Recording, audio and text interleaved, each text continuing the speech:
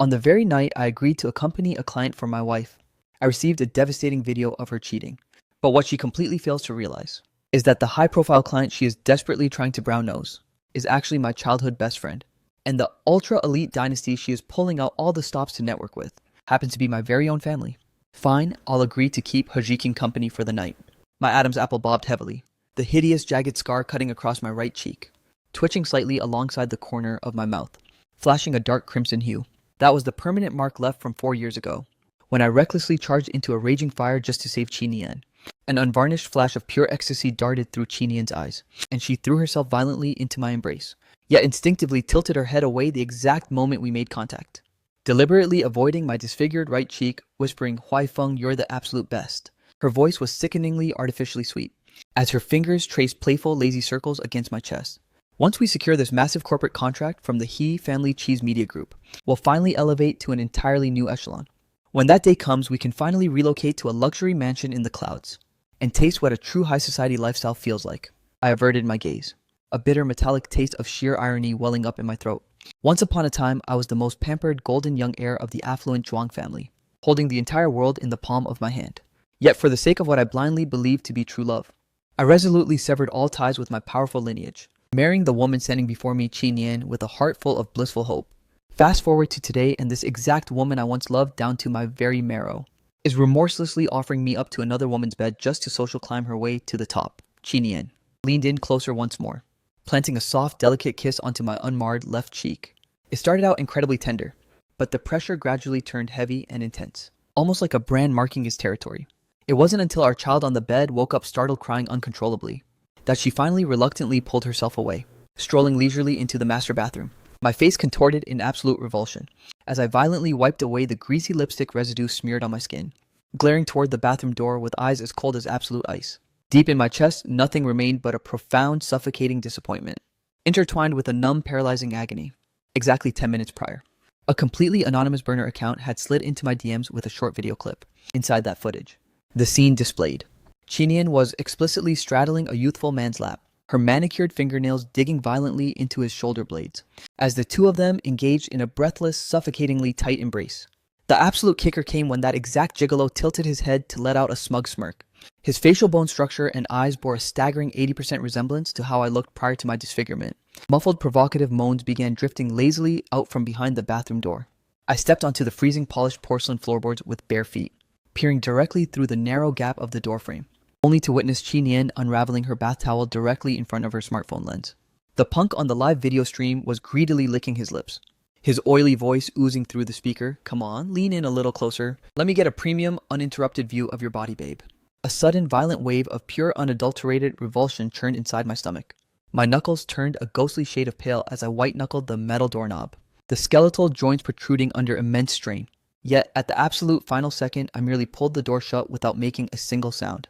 By the time she stepped back into the bedroom, snugly wrapped inside her bath towel, I had completely forced my features back into an unbothered, stony mask, perched quietly at the edge of the mattress, gently patting our resettled, deeply sleeping child while remaining completely silent. "Gosh, Huai Feng," Chi Nian muttered with a heavy, irritated scowl, an unvarnished flash of pure disgust darting through her pupils for a split second. "I've been completely burnt out from corporate management duties lately, so I am absolutely not in the headspace for physical intimacy." It was only at that exact comment that I realized a couple of buttons on my lounge shirt had accidentally come undone. She genuinely assumed I was desperately begging her for a piece of action. Maintaining my deadpan expression, I meticulously refastened my collar, finally breaking the silence just as her silhouette was on the verge of exiting the master suite, my vocal cords sounding incredibly raspy and dry. "When exactly do you schedule me to make my move on He Ji King?" "Exactly 1 week from now," she answered, halting her steps without bothering to glance back. "It's the grand gala for the eldest heiress of the Chuang family. Every single high society titan and billionaire tycoon will be making an appearance, making it the ultimate tactical playground for us. The eldest daughter of the Zhuang dynasty, Zhuang Nianwan, Yijuan. That is my very own biological older sister who used to treat me like the center of her universe, and absolutely spoiled me rotten. Back when I threw a massive tantrum hellbent on marrying this exact ungrateful woman, my sister was so consumed by rage she didn't touch a single drop of water for 48 hours. Yet ultimately, with bloodshot, tear-filled eye, she endured the excruciating agony of watching me walk out on the family empire. And as for He Jiking, I let out a completely silent, exhausted sigh. The elite fiancée I once pulled out all the stops to run away from is now the exact woman I am being forced to offer myself up to on a silver platter. The absolute sheer irony of it all. Chinian vanished for a brief minute before doubling back into the room, clutching a glass of lukewarm water tightly in her hand. She slid onto the edge of the mattress, pressing her frame uncomfortably close to mine, her voice shifting into an artificially softened, soothing register. Huai Feng. Honestly, I completely loathe having to rely on this kind of method to get your help. But the rumors claim that He Ji-King harbors some incredibly specific unconventional fetishes. She is utterly obsessed with taking down married men. She abruptly cut her sentence off mid-thought, her manicured fingers sliding sneakily over the back of my hand. I swear, I absolutely guarantee this will be the one and only time. Regardless of whether this massive contract goes through or completely crashes, I will pull out all the stops to ensure you and our son survive in luxury, enjoying a vastly superior quality of life. This exact same predictable repetitive script. Qi Nian had already regurgitated variations of this exact lie more times than I could count. The pure irony was that our current standard of living was already overflowing with abundance. Back in the early days when the two of us built this empire from scratch, the absolute second the business gained major traction, Qi Nian used endless emotional manipulation to insist on putting the entire corporation under her own family name. I had always been completely unbothered by superficial titles like that, so I willingly retreated into the shadows, surrendering absolute executive authority over the entire operation directly to her. As it stood today, though, Qi's media wasn't quite a globally dominant monopoly just yet. Qi Nian had already solidified her status as a ruthless rising star in the corporate arena, flawlessly flaunting an 8-figure net worth without breaking a sweat. This exact luxury lifestyle was supposed to be the absolute pinnacle of what we fantasized about back when we were hopelessly in love. Yet she was eternally ravenous for more power. She operated this way in the business world, and it seemed her private entanglements followed the exact same pattern. That scandalous, explicit bathroom scene from last night violently flashed across my mind, causing me to blurt out, "Qi Nian, are you not even a little terrified that I might officially file for divorce?" Qi Nian visibly stiffened, her fake smile instantly evaporating into a dark, hostile grimace. "Huai Feng," she hissed, narrowing her eyes. "In sheer, unadulterated annoyance, I have warned you repeatedly to never mention that word to me. You have absolutely zero family backing. You're bound to me by marriage, and we share a child. If you dare walk away from me, where could a broke nobody like you even go?" Those venomous words sliced through my chest like a jagged blade. My mind involuntarily drifted back to our wedding day, recalling Qi Nian standing directly before the priest, staring up at me with tear-streaked eyes as she whimpered, "I swear to cherish and love you until the absolute end of time." Fast forward to today, and this exact woman is weaponizing the most soul-crushing insults imaginable to permanently trap me inside this toxic, completely decomposed marriage. A sudden dark urge to burst out laughing washed over me. I, the man who was once guarded like a priceless crown jewel by the unstoppable Zhuang dynasty, should have been standing at the absolute peak of the heavens looking down on society. Yet here I was, being ruthlessly and systemically ground into the absolute dirt by this ungrateful woman inch by agonizing inch. Qi Nian seemed to realize her vicious words had crossed a dangerous line, abruptly reaching out to softly trace the jagged contours of my facial scar, putting on a cheap masterclass of false devotion. "You literally ruined your beautiful face just to save me. Based entirely on that ultimate sacrifice alone, I will absolutely cherish and love you for eternity. For the next few days, I won't go anywhere else. I'll stay right here at home to keep you company." As she spoke, she forcefully pinned me down onto the mattress, her movements completely dominating and aggressive as always. In the past, our intimate moments were invariably orchestrated by Qi Nian. She always claimed she loved watching my deeply flushed, flustered expressions, and every single passionate encounter would make her heart race exponentially. But this time, right at the peak of the passion, she abruptly froze mid-motion, her eyes darting around erratically, completely losing all interest as she stood up. Her tone now oozed with completely unvarnished disgust. "You're literally already a father to our child, yet you're still sitting here acting all innocent and pure. What an absolute buzzkill." Qi Nian carelessly threw her clothes back on, suddenly claiming that a corporate emergency required her presence at the office. "Go ahead and get some rest early." She aggressively shoved the glass of water into my hands, before making a hurried exit. I walked over to the vanity mirror, staring intensely at the disfigured half of my reflection, my fingers slowly tracing the uneven, jagged texture of the scar tissue. As an absolute freezing numbness gripped my soul, I knew with absolute certainty that her hand had accidentally grazed my facial scar, which instantly and completely killed her mood, letting out a bitter scoff. I violently hurled the water Qi Nian had given me straight at the mirror. The liquid snaked its way down the glass surface in jagged streams, mimicking heavy tears. Over the next few days, Qi Nian actually remained at home playing the part of the devoted wife to me and our son. The kitchen was perpetually filled with a sickly sweet aroma, as she bustled in and out wearing a domestic apron, whipping up heavy cream and baking elaborate gourmet cakes. Watching this performance only made me feel intensely nauseous. This hypocritical woman had completely forgotten that I have always absolutely loathed sweets. Eventually, the day arrived for a private family doctor to perform my routine medical checkup.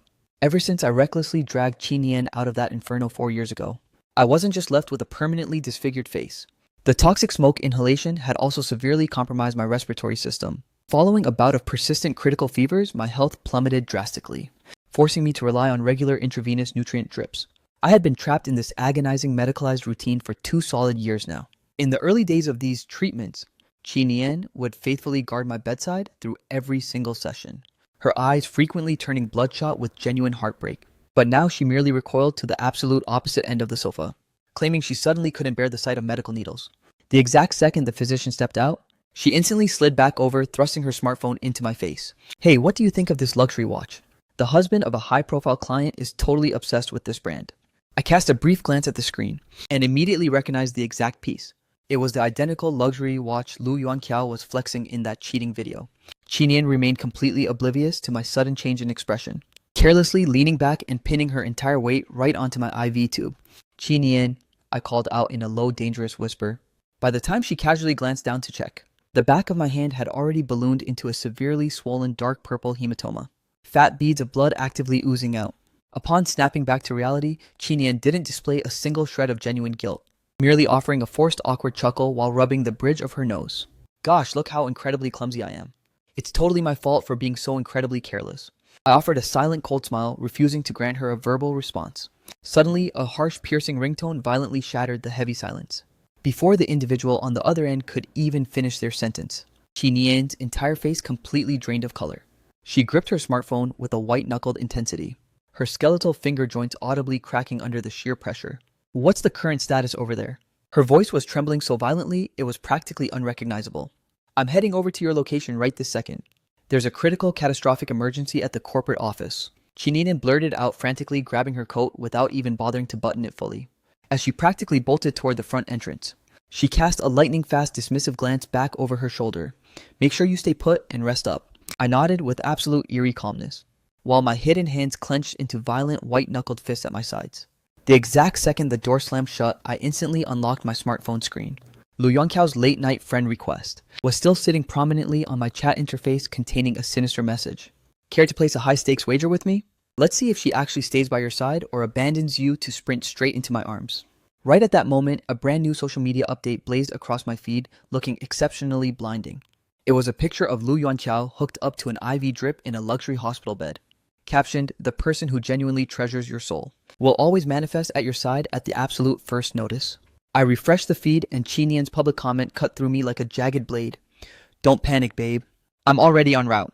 Immediately following that, a direct message from Lu Yuanqiao flashed on my screen, containing just 3 devastating words: "You officially lost." My hands began to violently, uncontrollably shudder under the emotional shock. With a surge of absolute fury, I ripped the IV needle straight out of my flesh, allowing dark crimson blood to trail lazily down my pale arm, blooming into dark morbid patterns against the luxury carpet fabrics. I stumbled blindly out of the house and quickly hailed a passing cab, shadowing Qinian's sleek vehicle all the way to the city hospital. Peering through the frosted glass panel of the VIP suite door, I finally captured an uninterrupted crystalline view of Lu Yuanqiao's facial features. Those exact slightly bold eyebrows, those naturally curving expressive eyes. It was a spitting image, a living phantom of how I looked 4 years ago prior to the inferno. Qinian was carefully holding a bowl of warm porridge, meticulously blowing on it to cool it down, whispering, "Be careful, don't burn yourself," as she tenderly guided a spoon toward Lu Yuanqiao's lips, her opposite hand carefully cupping the base of the bowl, just to insulate him from the heat. This hyper-attentive, nurturing devotion was a luxury she had never once granted me. "The IV fluid is making my hand ache so bad." Lu Yuanqiao suddenly whined, crinkling his nose, his voice dropping into a soft, sickeningly manipulative whimper. Qinian immediately sprang to her feet to recalibrate the drip rate, her movement so practiced and fluid it was utterly terrifying to witness. Noticing a microscopic grain of rice clinging to the corner of his mouth, she leaned her upper body forward, using a premium tissue to gently dab it away, her pupils overflowing with an absolute breathtaking intensity of pure adoration. This exact domestic version of her stood in violent contrast to the woman who constantly bitched at home about how I was incompetent at taking care of others. They were 2 entirely separate entities, Letting out a hollow, bitter scoff, I turned on my heel to walk away. But a sudden, heavily suppressed wave of muffled sobbing echoed from inside the room. I glanced back, locking eyes dead on with Lu Yuanqiao's tear-filled, glassy gaze, though he was putting on a pathetic, tearful performance strictly for Qinian's benefit.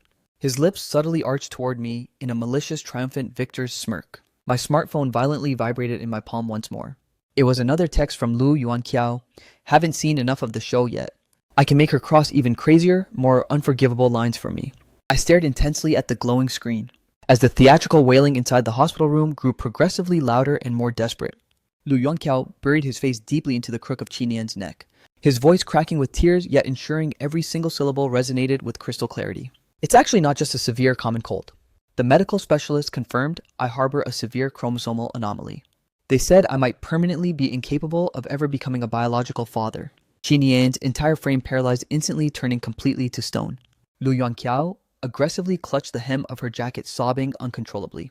You know exactly how fiercely I adore children. I desperately want to be a father. I want to harbor a child right this very second. The atmosphere in the corridor completely froze over. I watched through the glass as Qinian slowly, deliberately interlaced her fingers tightly with Lu Yuanqiao's, her expression shifting into an unshakable, ruthless resolve. I'll grant you one right this second. Realizing the repulsive, unspeakable act Qinian was on the verge of committing next, a wave of absolute panic seized me, and I frantically bolted back toward our empty home. The absolute second I crossed the threshold, I frantically began packing my child's garments, hoisting our little one into my arms, fully prepared to abandon this toxic household forever. I cannot bear to spend even a single microscopic second inside this godforsaken city anymore. Yet the exact moment I arrive at the front foyer, I collide dead-on with Qinian, who has just made an unexpected return. Qinian's countenance is profoundly solemn, her heavy, calculated steps guiding her toward the couch where she takes a slow seat. She aggressively grabs a bottle of vintage red wine, filling a crystal goblet to the absolute brim, taking several rapid, desperate gulps in succession, before finally lifting her cold, heavy gaze to look straight into my eyes. Within her dark pupils swirls an erratic cocktail of heavy hesitation, deep-seated guilt, intertwined with a toxic layer of complexity that I simply can no longer decipher. My parents mentioned they are desperately yearning to see their grandson. She lies smoothly. So I'm dispatching the child to reside at their estate for a few days, which simultaneously grants you a perfect golden window to fully rest your body. You are standing there spouting an absolute, unadulterated fabrication. I instinctively take a panicked half-step backward away from her presence, my raw voice completely trembling with a violent surge of suffocating rage and absolute betrayal. Qinian refrains from immediately launching into a fierce rebuttal. Instead, she merely lets out a profoundly heavy, exhaustive sigh, before once again hoisting the crimson goblet back up to her lips, slowly, methodically sipping the vintage red wine. Every single time she concocts an elaborate deception, she completely subconsciously relies on this exact defensive routine to meticulously mask the internal chaotic panic raging inside her soul. Exactly 6 months ago, right after a moment of intense post-intimacy warmth, I held her tightly against my bare chest, gently guiding her palm to trace the jagged contours of the hideous scar cutting across my face, whispering a vulnerable question: do you truly genuinely love me? Will you ever look down on me or find me repulsive because of this facial disfigurement? Back then, Qinian's response was completely dripping with sweet, intoxicating devotion. Her voice so unbelievably tender, it could practically melt steel. I deeply cherish you, and I passionately adore every single inch of this scar. Yet the exact second I stepped out from the master bathroom, my eyes locked onto the dark corner of the outdoor balcony, where a freshly uncorked bottle of red wine sat glaringly on display. The exact irritated scowl she wore while aggressively consuming that alcohol was a mirror image, an absolute identical match to the expression she is flashing me right this second. The suffocating memories crash over my mind like an apocalyptic tidal wave, leaving me with nothing but a sharp, agonizing sensation of a blade twisting deep inside my chest, my eyelids violently burning as they fill with hot, uncontrollable tears. I am giving you one absolute final opportunity to answer me truthfully. I growl, my voice cracking. Where exactly are you intending to transport my child? Are you honestly delivering him to your parents, or are you handing him over to Lu Yuanqiao? The absolute second the name Lu Yuanqiao leaves my lips, Qinian's entire physical frame completely freezes to stone, her calculating eyes instantly exploding with pure, unadulterated panic and sheer helplessness. She doesn't even bother to cross-examine me regarding how I unearthed her dirty little secret. Instead, she aggressively slams her wineglass down onto the table, rapidly striding straight up to my face, thrusting her hands outward to aggressively snatch my baby away while whimpering, "Huai Feng, we can always create more biological offspring in our future. Qinian, you have completely, utterly lost your godforsaken mind." I hissed through tightly gritted teeth, my entire soul overflowing with pure venomous resentment. yet desperately terrified of traumatizing the fragile infant snuggled against my chest, leaving me with no choice but to suppress my voice into a muffled guttural roar. My eyelids burned crimson, my heart completely shattering as I stared directly at the monster standing right before me. This exact woman for whom I was once fully prepared to sacrifice my own life. And yet, merely to appease a few fabricated lines regurgitated by Lu Yuanqiao and a couple of his pathetic crocodile tears. She didn't even harbor the basic decency to cross-examine his medical claims, before ruthlessly orchestrating the abduction of our own flesh and blood. Qi Nian ferociously lunged forward to execute the snatch, and our poor child, violently caught in the middle of this toxic tug-of-war, erupted into historical wailing. Those agonizing shrieks were completely, utterly heart-wrenching, absorbing the pure terror radiating from my baby's vocal cords. My internal organs felt as though they were being violently ripped apart by bare hands. The structural strain forced my grip to loosen, and our child cascaded straight into Qi Nian's waiting embrace. Clutching the infant tightly against her torso, she instantly spun on her heel, preparing to bolt out the door. I collapsed heavily onto my knees, hitting the floorboards with a dull thud, my hands white-knuckling the fabric of her skirt, desperately pinning her in place. I let out a profoundly pathetic, thoroughly degraded sob, begging, I am literally begging you on my knees. Qi Nian, please do not rip my baby away from me. He is our son, our own flesh and blood. The exact second our child entered this world, both your health and his were in a catastrophic state. I literally sacrificed sleep engineering a grueling nonstop vigil day and night to nurse you both. It took everything I had to meticulously nurse the two of you back to stable health. How can your black heart possibly be this cold and remorseless? My vocal cords were reduced to a ragged, completely raspy screech, yet Qi Nian remained completely unbothered, her expression a blank, icy slate. She actively shifted her weight, hell-bent on walking out. Driven to absolute madness, I violently sprinted onto the outdoor balcony, throwing the glass window wide open, heavy blinding tears swirling violently in my eyes. Qi Nian, if you dare to cross that front threshold with my son today, I swear to God I will launch myself straight off this ledge. I was consciously initiating another high-stakes toxic gamble, desperately wagering to see if any microscopic shard of affection for me remained buried inside her black soul. Once upon a time, back when I was hell-bent on forcing my family to let me marry her, I had scaled my family's high-rise window ledge with that exact same brand of psychotic finality. The absolute terror completely drained the color from my parents' and sisters' faces, and my fiercely dignified, immensely powerful father actually dropped to his knees right before my eyes, weeping in total agonizing defeat. Your father surrenders to your terms. I officially grant you permission. Just get down, please, just go to her. I had literally weaponized my own mortality and ground my family's sacred dignity into the dirt, exclusively to secure this godforsaken marriage. And now here I was, being forced to deploy the exact same catastrophic ultimatum, solely to prevent the catastrophic abduction of my precious flesh and blood. Qi Nian's steady cold footsteps instantly ground to a halt. She slowly turned her neck to look directly back at me, a microscopic fleeting shadow of intense hesitation flashing deep within her pupils.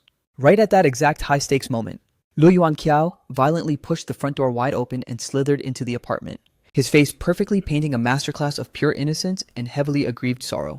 Babe! Lu Yuanqiao whined, desperately clutching the fabric of Qi Nian's skirt. The oversized sterile hospital gown hung loosely and awkwardly across his incredibly frail skeletal frame, his inherently pale ghost-like cheeks radiating a sickly ash-gray, near-dead complexion. He looked exactly like a seductive, soul-snatching fox demon straight out of an ancient horror folklore. Utterly weak, yet completely lethal.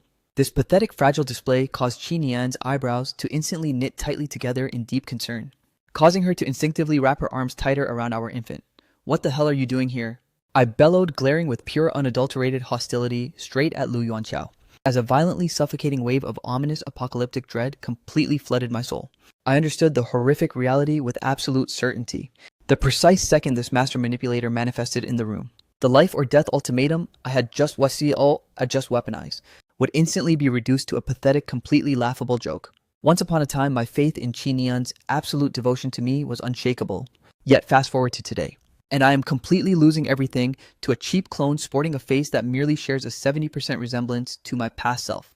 Lu Yuanqiao acted completely deaf to my aggressive confrontation, heavy artificial tears still glistening precariously on the tips of his eyelashes, as his locked, hyper-focused gaze remained pinned entirely on Qi Nian's face. I went back to double-check with the medical specialist, he whimpered. They confirmed I will truly never harbor a single chance of ever becoming a biological father.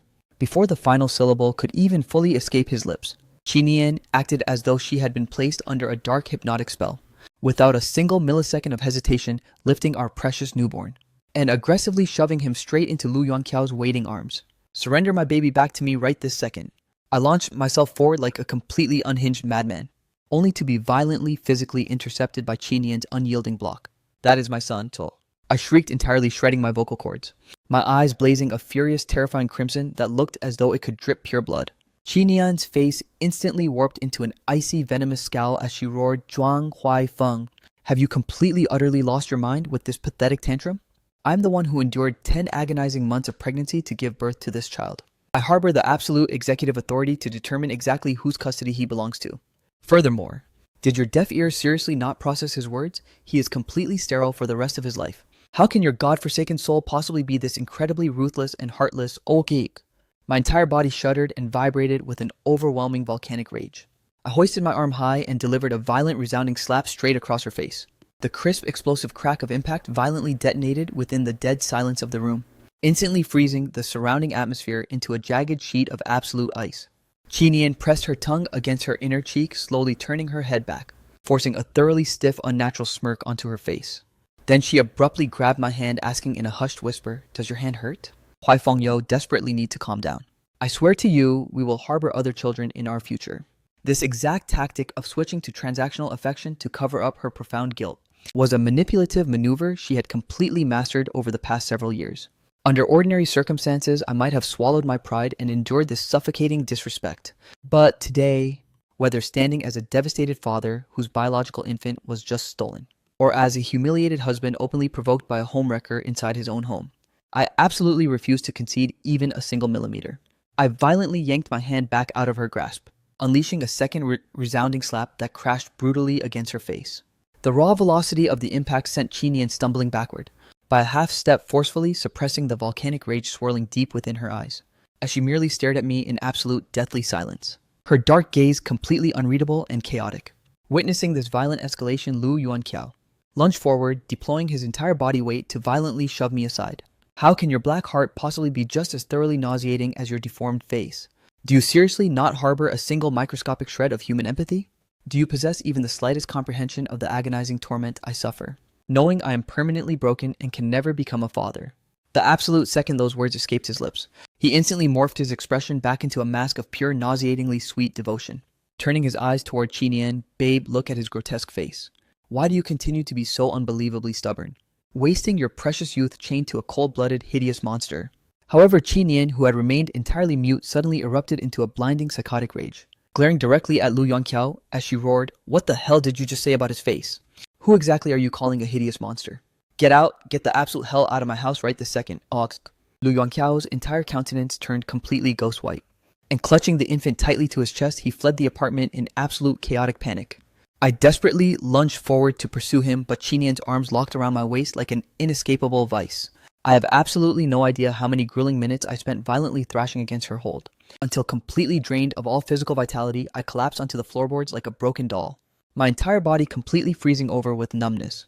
Qinian dropped down onto her knees directly in front of my paralyzed frame, cupping my jawline between her palms, tenderly kissing away the hot, heavy tear tracks staining my scarred cheek, right as a microscopic, profoundly pathetic spark of tragic hope began to flicker deep within my battered soul. I heard her murmur in a soft, casual whisper, I admit I deeply wronged you regarding this specific matter.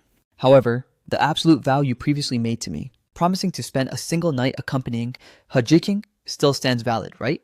I stared completely blankly at the monstrous woman kneeling directly before my eyes, before suddenly unleashing a hollow, profoundly desolated burst of manic laughter. That agonizing laughter echoed endlessly throughout the walls of the completely empty dead room, sounding exactly like the fragile crunch of a dead, withered leaf hitting the frozen earth. Qinian, are you even a godforsaken human being? My vision completely darkened into a chaotic void, every single syllable forcefully ground out from the absolute depths of my gnashing teeth. This monstrous woman standing directly before me was once the precious treasure I would have willingly sacrificed my life to shelter beneath my protective wings at all costs. Yet right now, she is a complete unrecognizable stranger acting like a venomous blade driven deep into my chest, every single glance carving my internal organs into a bloody, unrecognizable mess. Qinian swiftly averted her guilty gaze away from mine, and the exact millisecond her fingers reached out to pacify my scarred cheek, I violently slapped her hand away. Huai Feng, she pleaded. All it takes is for you to accompany He Jiqing for just a single night, and the corporate project signing guarantees an immediate 8-figure injection into our bank accounts. When that happens, we can relocate to a massive luxury mansion, and I'll willingly give birth to 3 of your biological children. Doesn't that sound perfect, date? Her vocal cords trembled unsteadily as she spoke, dripping with the exact patronizing, deceptive tone used to pacify a naive toddler, all while wrapping her arms around my torso to lock me into a suffocatingly tender embrace. I was reduced to a hollow, completely soul-snatched puppet, leaning powerlessly against her shoulder like a lifeless corpse, as this woman continued to repeatedly chant those repulsive, manipulative promises directly into my ear. Suddenly, a flash of absolute lethal malice erupted within my pupils, and throwing my jaw wide open, I savagely sank my teeth deep into the flesh of her shoulder, the metallic tang of hot raw blood instantly exploding across my mouth. Chinian didn't even allow a single muffled whimper to escape her throat.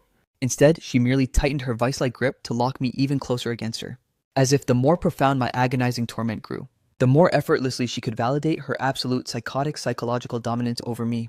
By the time I finally released my jaw, her shoulder had already bloomed with a massive dripping patch of brilliant crimson, looking exactly like a rotting corrupted rose. My completely lifeless glazed-over eyes stared blankly at her, an unutterable chaotic storm of psychological torture swirling deep within my soul. If she genuinely harbors even a microscopic shred of love for me, then why on earth did she shamelessly commit adultery? And furthermore, willingly hand our own newborn flesh and blood over to a total stranger? Yet if she truly is a completely remorseless monster, devoid of all human warmth, then why is she completely ignoring the agonizing laceration on her shoulder right now, gazing down at me with pupils entirely overflowing with deep, suffocating remorse? Please just stop being angry with me. Huai Fenggang, Qinian whispered carefully, meticulously, dabbing away the raw blood pooling at the corner of my lips, staring directly into the forced superficial tenderness welling up inside her eyes. I was suddenly hit with a fleeting delusional hallucination that she had actually repented. How absolutely pathetic that I could still genuinely harbor a single shred of expectation for this monster. Right at the exact millisecond, I foolishly assumed there was room for reconciliation, Qinian threw her jaw open once again. The grand birthday gala for the oldest heiress of the prestigious Zhuang family is rapidly approaching. I've already successfully secured the exclusive VIP invitation cards. When the date arrives, I'll be taking Yuan Qiao along as my official partner. You can just blend into the dark corners. Why the hell are you escorting him? I finally opened my locked jaw, my voice cutting through the air like a razor-sharp shard of absolute ice, carrying a deathly hollow residue that had long since completely frozen over. Qinian hesitated, her lips parting nervously as she choked back her words, her trembling fingertips lightly tracing the jagged contours of my facial disfigurement.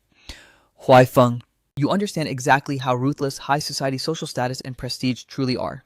Do you comprehend how paramount a pristine image is in that circle? Her incomplete, unspoken sentence burned far more brutally than any physical slap. A sudden manic urge to laugh erupted deep within my chest. So this is reality, this horribly scarred, mutilated face of mine is no longer even deemed worthy enough to accompany her for a superficial public charade. As a full compensation for this, I swear I will remain locked inside this house to completely dedicate my time to you this time around. I will completely cancel every single upcoming corporate engagement. Huai Feng, the disgusting betrayal from last time, will absolutely never manifest again. As she fabricated those promises, she leaned her upper body incredibly close to my face, deliberately pressing a soft kiss directly onto the raised, jagged tissue of my facial scar. The exact millisecond her icy, deceptive lips made physical contact with that disfigurement, my stomach violently convulsed, a wave of pure nausea churning inside my gut. The exact domestic tenderness I had desperately begged for thousands of times inside my dreams had mutated into something so repulsive it made me want to violently vomit. Right as I gathered the physical strength to violently shove her body away, the smartphone tucked deep inside her blazer pocket suddenly vibrated with immense force. Both of our eyes simultaneously locked dead on with the glowing incoming call display. A single isolated character, Chow. There was absolutely no requirement for any verbal elaboration. The repulsive identity of the caller was already glaringly, blindingly obvious to both of us. Qinian darted a quick, hyper-guilty glance toward my eyes, aggressively pressing the decline button 5 times in a row, refusing to pick up his consecutive calls. Yet the exact second the device rang for the 6th time, I merely lifted my dead eyelids. My tone completely flat, devoid of any human emotion. Just answer the damn phone. Qinian tightly pursed her lips into a thin, anxious line, hesitating for a fraction of a second before quickly pacing over to the corner to connect the call. From the speaker, Lu Yuanqiao's frantic, high-pitched shrieks instantly detonated into the room. Babe, you need to get here right this second. The baby doesn't seem to be breathing at all. Qinian's heart violently plummeted into an absolute suffocating abyss. Forcefully suppressing her skyrocketing panic, she abruptly disconnected the call. And in a desperate bid to ensure I wouldn't detect her overwhelming anxiety, she feigned absolute composure while rapidly throwing on her outdoor garments. Though her vocal cords completely betrayed her, trembling violently. I am so incredibly sorry, Huaifeng. I didn't even harbor the energy to grant her a single passing glance. Qinian's ultimate choice had been perfectly mapped out within my calculations long ago. After all, this was absolutely not the first time she had ruthlessly abandoned me to sprint back to Lu Yuanqiao. It turns out that a sacred ironclad vow uttered just a single millisecond ago can, in the very next heartbeat, be effortlessly pulverized into absolute nothingness. How profoundly, embarrassingly pathetic that once upon a time I actually, genuinely believed that when she promised forever, she actually meant it. The absolute millisecond her foot crossed the threshold to exit, I abruptly halted her steps with my voice. Regarding that grand gala, I accept. The door slammed shut violently against its heavy frame. I slowly ran my fingertips across the jagged contours of my facial disfigurement, laughing so bitterly that my eyelids burned with an aching soreness. Qinian, didn't you explicitly deem me too hideous to present in public high society? Just wait until you cross paths with my elite older sister. Only then will you finally comprehend exactly who was punching far above their weight class. By the time Qinian arrived at Lu Yuanqiao's luxury apartment in a frantic, white-knuckled rush, she was greeted by the sight of our infant resting completely peacefully on the master bed, fast asleep, breathing flawlessly. Meanwhile, Lu Yuanqiao was lounging with utter lazy arrogance, curled up comfortably on the couch, leisurely soaking in the warm sunlight. Lu Yuanqiao, Qinian's pupils literally erupted with blinding volcanic rage, as she aggressively charged straight up to his face through tightly gritted teeth, weaponizing my own infant's mortality as a cheap, fabricated deception to manipulate me. Have you completely, utterly lost your godforsaken mind? During the entire high-speed panic transit to this apartment, her mind had been violently assaulted by a horror reel of catastrophic scenarios.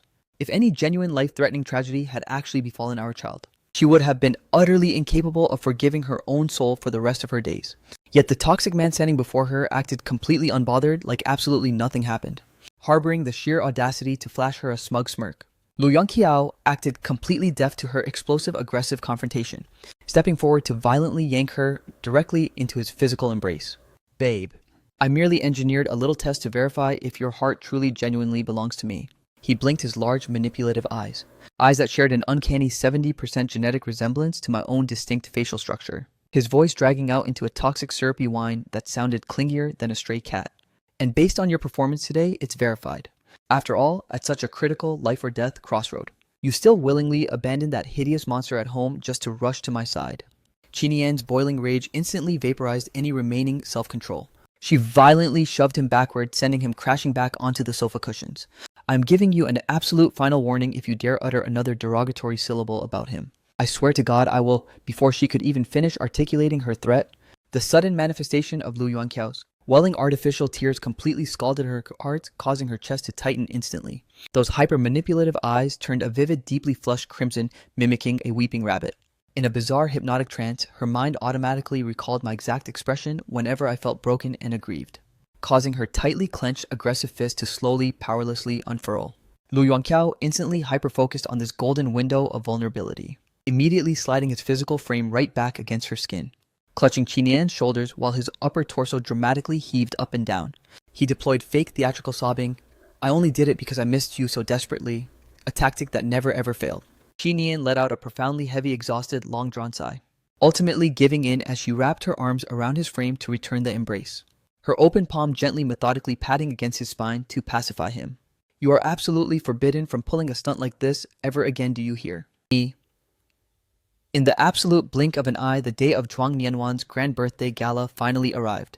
In order to flawlessly orchestrate their entrance at this elite gathering, Qinian had spent an immense, grueling amount of painstaking effort. She meticulously commissioned a luxury high-end designer tuxedo exclusively for Lu Yuanqiao, allowing him to parade by her side, flaunting the official status of her male companion. Inside the lavish ballroom, the absolute pinnacle of high society and corporate royalty had assembled. Qinian elegantly swirled her champagne flute, effortlessly gliding through the billionaire crowds, with a perfectly practiced, highly sycophantic smirk plastered across her lips. Even Lu Yuanqiao was completely radiating smug satisfaction, practically glowing with arrogance, as though he genuinely was a legitimate, blue-blooded heir born into immense wealth. I was the sole anomaly, standing completely frozen in the dark, desolate corners of the room, observing this entire disgusting charade with absolute, deathly detachment. A few moments later, a sudden heavy silence swept across the entire grand ballroom, and the star-studded crowd simultaneously whipped their heads to gaze up at the elevated stage. Flanked by a massive high-profile entourage of elite socialites, Zhuang Nianwan took her steady, immensely commanding strides up onto the platform, My face, which had been a completely blank, lifeless mask up until this exact second, began to violently shudder the absolute millisecond my pupils locked onto my older sister. I was forced to physically restrict myself, crushing the overwhelming urge to storm the stage and scream her name, as scorching, suffocating tears rapidly pulled inside my eyelids. The gaze I locked onto Zhuang Nianwan's elegant silhouette was entirely overwhelmingly saturated with profound homesickness and crushing guilt, having been completely estranged for so many grueling years.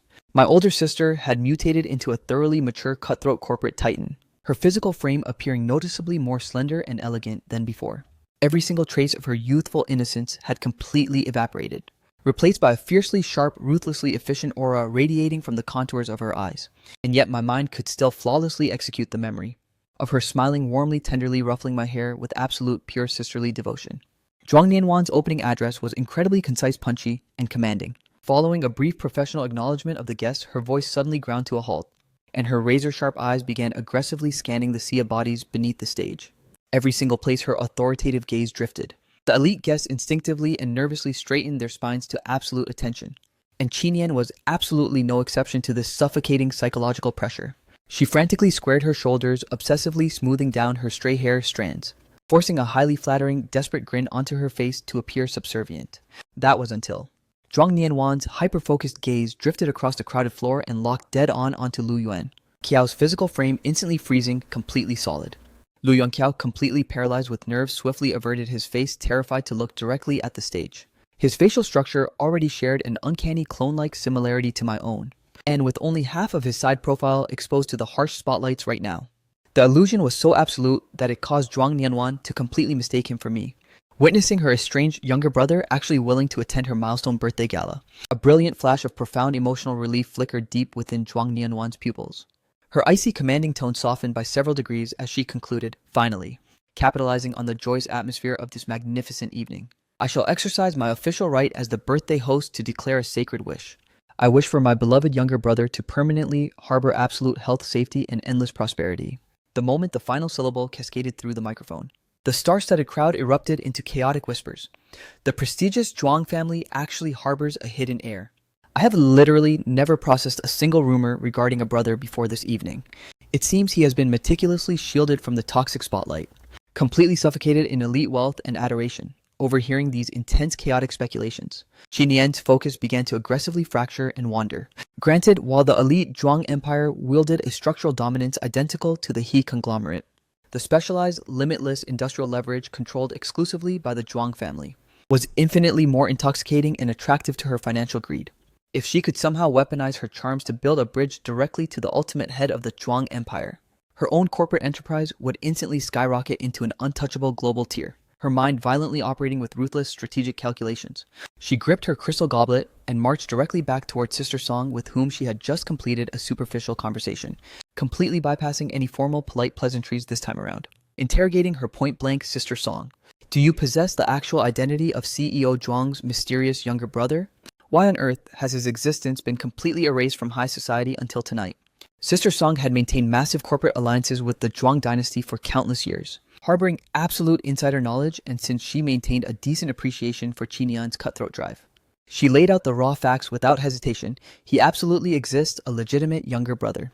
And funnily enough, his physical aesthetics actually share an uncanny, striking resemblance to the boy toy standing right by your side. His name is Zhuang Huaifeng. Inside the dimly lit VIP lounge, he, jiching her skin lightly radiating the intoxicating aroma of expensive alcohol, was lounging with absolute effortless elegance against the plush leather sofa. Her deadpan scanning gaze pinned heavily onto my physical frame, frozen right at the entrance threshold. The interior illumination was incredibly muted and dark, casting a weak melancholic halo of golden light right beneath my feet. Granted, while He Jiqing could not flawlessly decipher the ruined contours of my scarred face in the dark, she could intuitively detect that my current psychological and physical state was completely shattered. My hyper-rigid locked shoulders, the microscopic, uncontrollable tremors vibrating through the tips of my fingers.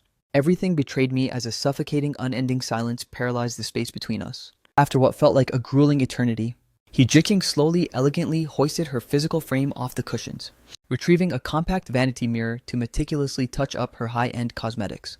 She lightly pressed her lips together to flawlessly distribute her scarlet lipstick, before suddenly unleashing a sharp, highly cynical scoff. Opening her jaw to interrogate me, "Let me get this completely straight. Your legally wedded wife actually ordered you to slide into my bed and sell your body to me. Yes, I whispered, nodding my head in absolute defeat, my vocal cords sounding incredibly parched and hollow.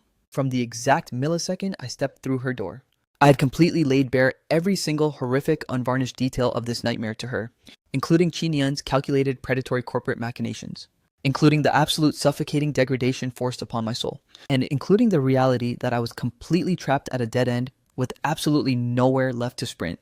Zhuang Huai Feng, granted, while He Jiqing's vocabulary was heavily laced with razor-sharp sarcasm.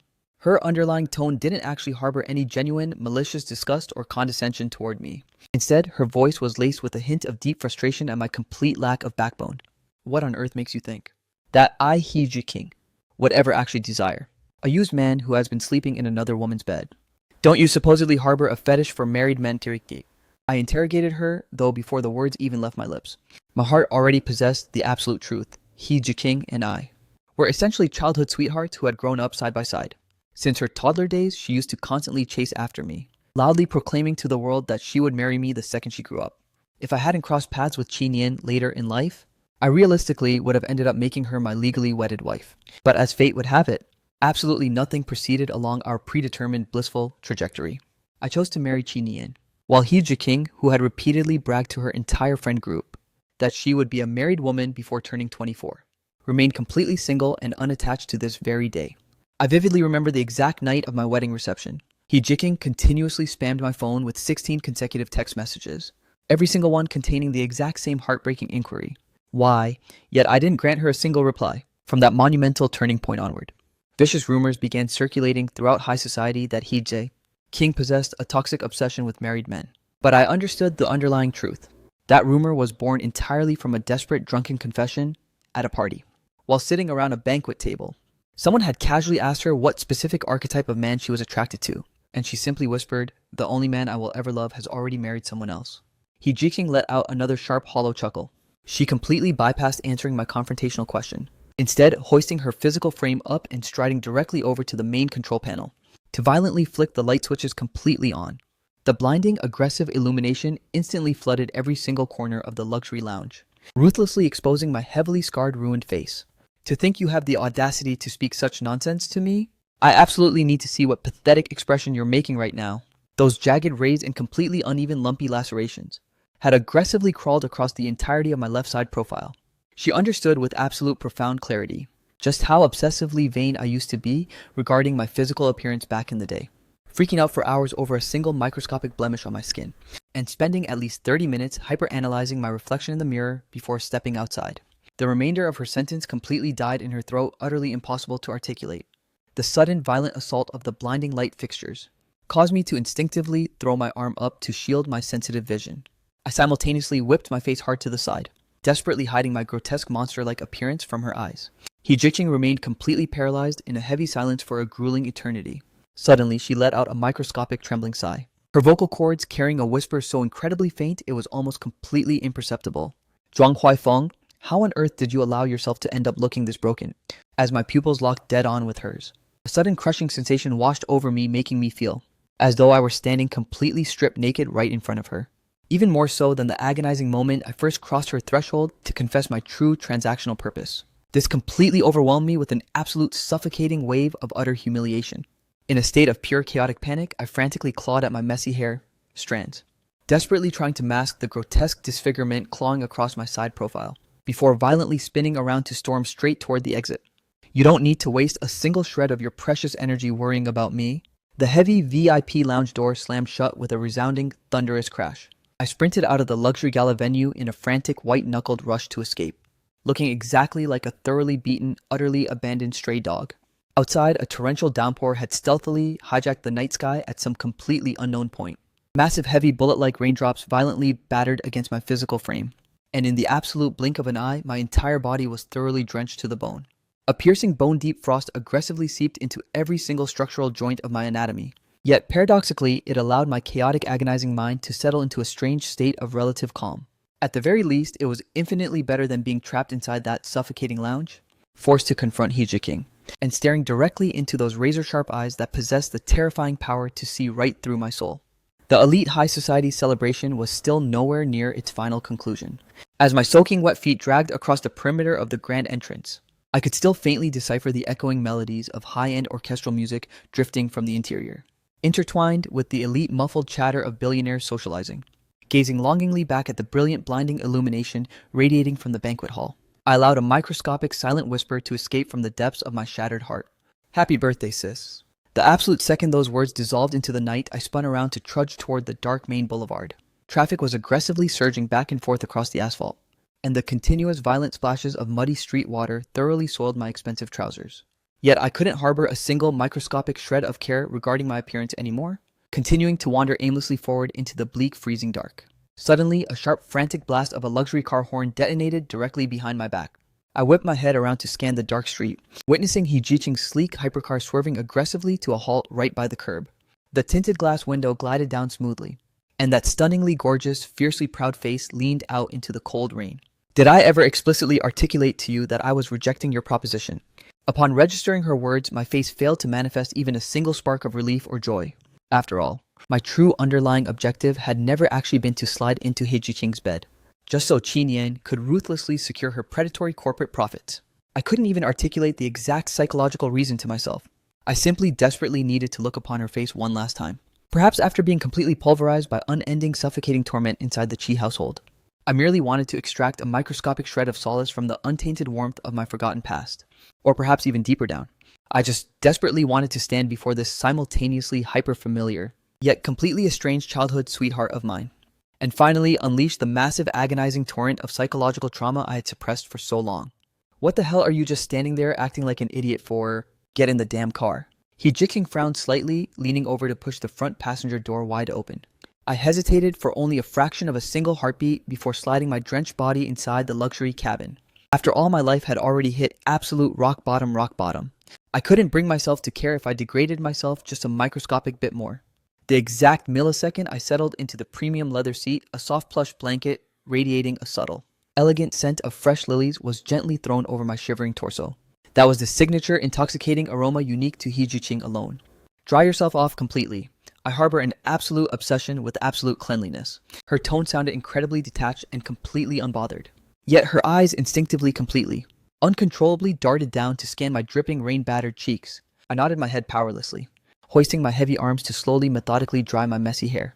Every single motion felt entirely mechanical, like a hollow robot. "Where to?" she demanded smoothly. I froze completely solid for a moment, my severely traumatized brain failing to immediately process her query. The exact millisecond my consciousness snapped back to reality, I let out a profoundly bitter, self-deprecating chuckle while shaking my head. Where else could I possibly go? The Qi household had long since ceased to be a home. My precious biological flesh and blood had been completely stolen from me. The doting, fiercely loyal wife who used to cherish my existence, and that cozy sanctuary for which I had willingly sacrificed my entire soul, had mutated into something so completely alien that it filled my spirit with absolute terror. Heejiqing interrogated me once more, which specific luxury hotel are we booking?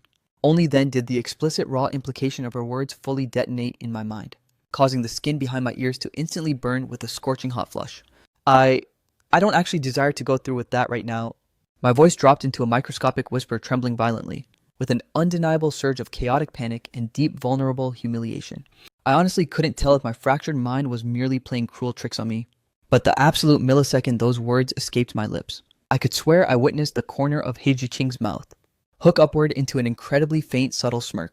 It completely vaporized in the blink of an eye, vanishing so rapidly that I immediately dismissed it as a fleeting hallucination. Following another brief, heavy stretch of silence, Heejiqing turned to address the chauffeur with a sharp command. "Drive straight to the Zhuang family estate." She immediately pressed the control button to raise the solid privacy partition, instantly transforming the rear cabin into an intensely secluded, suffocatingly intimate space. I frantically averted my eyes, completely terrified to lock gazes with her, my vocabulary sounding incredibly awkward, tense, and deeply unsettled. I never explicitly stated that I desired to return home.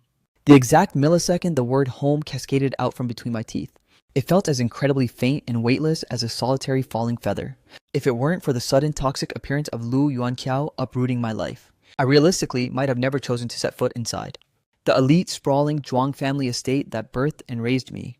I simply harbored absolutely no face to return. Your parents, they still deeply, desperately miss you. Hee locked a deeply intricate, emotionally heavy gaze onto me, her voice dropping into an incredibly soft whisper. Those few syllables operated exactly like a brilliantly gentle razor-sharp blade, instantly slicing away every single layer of my psychological defense mechanisms.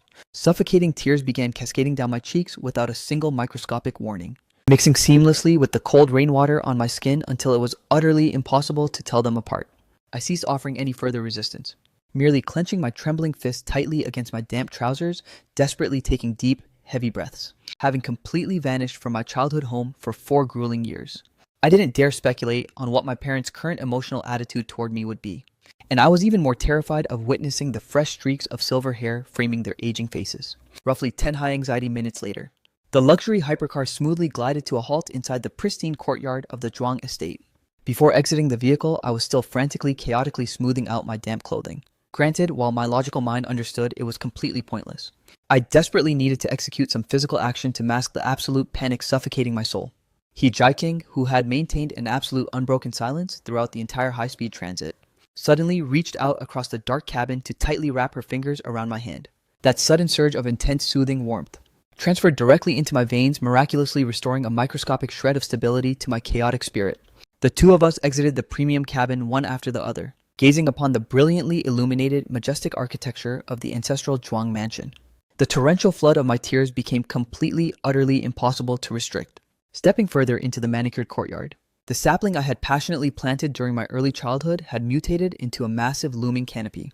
The vintage garden swing that Zhuang Nianwan and I used to share back in the day, though thoroughly cleansed by the continuous heavy pelting of the fresh rainwater, could not hide the severely weathered, severely cracked texture of its decaying ropes. It was glaringly, painfully obvious that this specific swing had remained completely untouched for countless years. With every single physical step I took closer toward the main grand entrance, my frantic heart rate accelerated exponentially. The exact millisecond we arrived at the threshold, a sudden paralyzing fear gripped me, rendering me incapable of advancing another inch, causing me to gently, nervously nudge Hee Jae-king's frame directly ahead of me, while I frantically shrank my body completely into the shadow of her back. Acting exactly like a thoroughly terrified fragile child, Hee Jae-king remained completely silent, effortlessly pushing the heavy double doors open to step straight inside the residence. Uncle, Auntie, the exact second my father and mother registered her presence, a distinct flash of profound lingering sorrow flickered deep within their eyes. For 4 long grueling years, every single instance they crossed paths with Hee Jae-king, that identical look of grief would manifest. If I hadn't been so blindly, aggressively obsessed with marrying Qi Nian back then, perhaps every single time Hee Jae-king paid a visit to this estate today, their own cherished biological son would be standing proudly right by her side. Look at this precious child arriving at such a terribly late hour, while navigating a brutal downpour. Hurry inside and make yourself comfortable. My mother immediately hoisted her body up to welcome her, her aging voice sounding incredibly raspy and heavy with unshed tears. Noticing that Hee Jae-king remained completely rooted to the threshold without advancing, the elderly couple exchanged deeply confused glances before rising to peer behind her frame. In the absolute, heart-stopping split second that followed, a completely choked, heavily sobbing voice vibrated from directly behind Hee Jae-king, a sound so thoroughly shattered it barely resembled human speech. Mom, Dad. My father and mother instantly froze completely solid, turning into literal statues on the hardwood floor, their facial expressions becoming entirely paralyzed with profound, overwhelming shock, as though their minds were utterly incapable of processing the validity of their own vision and hearing. Immediately afterward, with my heavily bloodshot eyes utterly brimming with a torrential flood of scorching tears, I slowly, hesitantly stepped out from the protective shadow of Hee Jae-king's back, collapsing directly onto my knees with a violent, resounding thud against the floorboards. The agonizing, suffocating crying that I had ruthlessly suppressed for countless years instantly ruptured outward like a catastrophic world-ending flash flood breaking through a concrete dam. Mom, Dad, I've finally come back home. Your son has been so terribly, unforgivably unfilial. Your worthless son has failed you both so completely. My mother was the absolute first to violently break free from the paralyzing chains of shock, the fresh fruit she had been holding slipping clean through her fingers and crashing heavily onto the rug. She frantically stumbled and lunged her frail body straight across the room to reach my side, her physical limbs turning so incredibly weak that she collapsed directly onto the floor beside me, viciously wrapping her maternal arms around my frame to lock me into a suffocating, desperate embrace. Her voice dissolved into a chaotic, uncontrollable mess of weeping as she violently rocked me back and forth. My precious baby boy. Huaifeng, oh my god, my Huaifeng. My father instantly bolted forward with frantic, heavy strides to join us, his trembling hand repeatedly wiping away the wild tears overflowing from the corners of his eyes. his jaw quivering so violently that he was completely incapable of articulating a single audible word. The exact millisecond I looked upon the aging faces of my parents up close, the absolute ocean of psychological torment and abuse I had suffered in isolation completely burst its banks. I aggressively gripped my mother's hands with absolute white-knuckled desperation, my vocal cords thoroughly saturated with sheer, unadulterated panic and breathless urgency. Mom, please, for the love of God, you have to help me rescue my baby. My innocent child has been viciously stolen away from me by monsters. My mother's pupils violently contracted with pure, unmitigated horror and utter bewilderment, her jaw dropping so incredibly wide with shock that it practically struck the floorboards. Breathe, my darling. Talk to me slowly. Tell me exactly what horrific tragedy has befallen you. Throughout all of these grueling, agonizing years, I had maintained a fierce, stubborn resolution to completely sever all ties with the prestigious Zhuang Empire. Ever since the disastrous day I chose to marry Qi Nian, my existence had shrunk into a mind-numbing, repetitive loop between a standard office desk and a toxic house. The exact second our infant was born, I restricted my outdoor excursions to absolute zero, paralyzed by the suffocating fear that anyone witnessing my grotesque ruined face would bring absolute shame upon Qi Nian. Consequently, my own father and mother didn't harbor even a single microscopic shred of knowledge that their deeply cherished highborn son had already mutated into a biological father. I desperately condensed the narrative into a razor-sharp, brutally honest summary detailing the absolute nightmare of my existence over the past few years, cascading from Qi Nian's disgusting systematic corporate infidelity to the sudden toxic manifestation of Lu Yuanqiao, and culminating in the horrific moment my helpless newborn was aggressively snatched from my protection. Every single syllable cascading out of my throat felt exactly like aggressively ripping open my own raw, bloody, weeping lacerations. Upon absorbing the horrific reality of my torment, my father instantly exploded with pure, unmitigated rage, violently smashing his bald fist down onto the solid wood tabletop with a thunderous crash. He let out a ferocious, echoing roar. This is an absolute, unforgivable outrage. How dare those disgusting parasites lay a single finger on a rightful heir of the Zhuang Empire? Even while bellowing in fury, he frantically whipped out his smartphone, instantly deploying an elite network of operatives to track down and rescue my stolen infant. The terrifying, limitless leverage of the Zhuang dynasty was, after all, an untouchable force that I could never hope to replicate on my own. Only when the absolute chaos finally began to settle did I possess a single agonizing moment to properly look upon my mother's face. Having been completely separated from her for 4 grueling years, it appeared as though a literal century of aging had brutally hijacked her features overnight.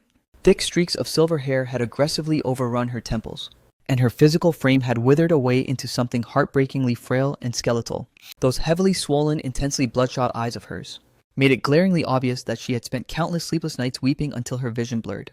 All because of a worthless, unfilial son like me. Mom, I'm so incredibly, profoundly sorry. Before the apology could fully escape my lips, my vocal cords ruptured once more into a chaotic storm of violent, breathless sobbing. The three of us locked together in a suffocating, unbreakable embrace, our collective cries echoing through the grand halls of the mansion, without showing a single microscopic sign of slowing down for an eternity. Witnessing this intensely emotional, heartbreaking reunion unfold, Hijriking silently retrieved her premium smartphone from her purse, recording a video snippet of the raw scene and immediately transmitting it directly to Zhuang Nianwan. At that exact microsecond, while gracefully navigating the elite banquet crowd to complete her hosting duties, Zhuang Nianwan felt her smartphone vibrate once, and her composed, regal expression instantly underwent a terrifying cataclysmic transformation. Without wasting a single fraction of a heartbeat to utter even a polite farewell to her high society guests, she spun violently on her heels and sprinted like a madwoman straight toward the family estate. The billionaire attendees left behind exchanged highly confused, bewildered glances with one another, left completely abandoned without their elite host to orchestrate the gala. The crowd gradually dissolved, exiting the venue in small scattered groups. Meanwhile, Qi Nian had finally managed to endure the grueling, mind-numbing duration of the celebration, and with her heart violently burning with frantic anxiety, she was speeding back toward her residence. The freezing night wind, heavily saturated with razor-sharp, misty raindrops, came aggressively howling through the cracked glass of the luxury car window, carrying a piercing, uncomfortable chill along with it. Qi Nian was completely incapable of restricting a sudden violent sneeze, sitting directly adjacent to her Lu Yuan. Qiao executed a pure knee-jerk reaction, instantly throwing his hand up to mask his nose in disgust. The exact millisecond he realized his offensive behavior, he forced a deeply awkward, sycophantic grin. I'm merely terrified of you passing the virus onto our precious newborn babe. Qi Nian didn't offer a single syllable of acknowledgement to his pathetic excuse, her unfocused deadpan gaze staring blankly through the rain-streaked window pane. For some completely unexplainable psychological reason, her subconscious suddenly unlocked a memory of a time she had been struck down by catastrophic burning fever. back then completely disregarding the severe threat of catching the contagious virus himself. I stubbornly refused to leave his side, nursing him around the clock for 3 grueling days and nights. When he whined that the medicine was too bitter and refused to take it, I would carefully crush the tablets into a fine powder, patiently coaxing him until he managed to swallow every single drop. The moment she finally dropped Lu Yuanqiao off back at his residence, Qi Nian drove back to the Qi estate completely solo. The exact second she stepped through the front door, she called out my name at the top of her lungs, Huai Feng. I'm back home. Yet the entire interior of the house was plunged into pitch black darkness. Even the cozy little nightlight I always loved keeping on was completely dead and cast no light tonight. Huai Feng, I said I'm home, Qi Nian hollered once more. But an eerie dead silence was her only response. Fumbling through the dark, she kicked off her shoes and aggressively slapped the switches to flood the entire living room with light. Based on the timeline, I should have arrived home ages ago. Instead, the house was so terrifyingly unnaturally quiet that it felt entirely abandoned. Panicking slightly, Qi Nian whipped out her phone and dialed my number, letting it ring repeatedly across multiple consecutive attempts, only to be met with the same cold automated voicemail every single time. A toxic mix of deep confusion and intense irritation flared up in her chest. The old me would never under any circumstances ghost her calls. I used to pick up within the absolute first second, terrified of missing even a single microscopic notification from her. Refusing to take no for an answer, she aggressively redialed the number. This time, I actually connected the call. Huai Feng, why the hell aren't you back yet? The very millisecond the line patched through, Qi Nian aggressively barked her demands, her tone laced with a desperate franticness she didn't even realize she was projecting. The other end of the line was completely dead and hollow. After an agonizing pause, my incredibly raspy, exhausted voice vibrated through the speaker. Qi Nian, I did exactly what you demanded. I surrendered myself to He Jiqing. Can you please just give me back my baby now? Even though I already possessed my powerful parents' ironclad vow to back me up, I still desperately needed to try one last time to appeal to her humanity. Using the most humiliated begging tone imaginable. Where the hell are you right now? Qi Nian aggressively interrogated, her voice turning incredibly sharp and piercing. I cut straight through her nonsense with absolute clarity. I want my biological child. Huai Feng, I've told you 1,000 times already. We can easily have another kid together down the road, Chikian. Before Qi Nian could even finish spewing her toxic justification, I completely lost my patience and slammed the phone down, terminating the call. Staring blankly as the harsh dial tone echoed from her receiver, she let out a heavy frustrated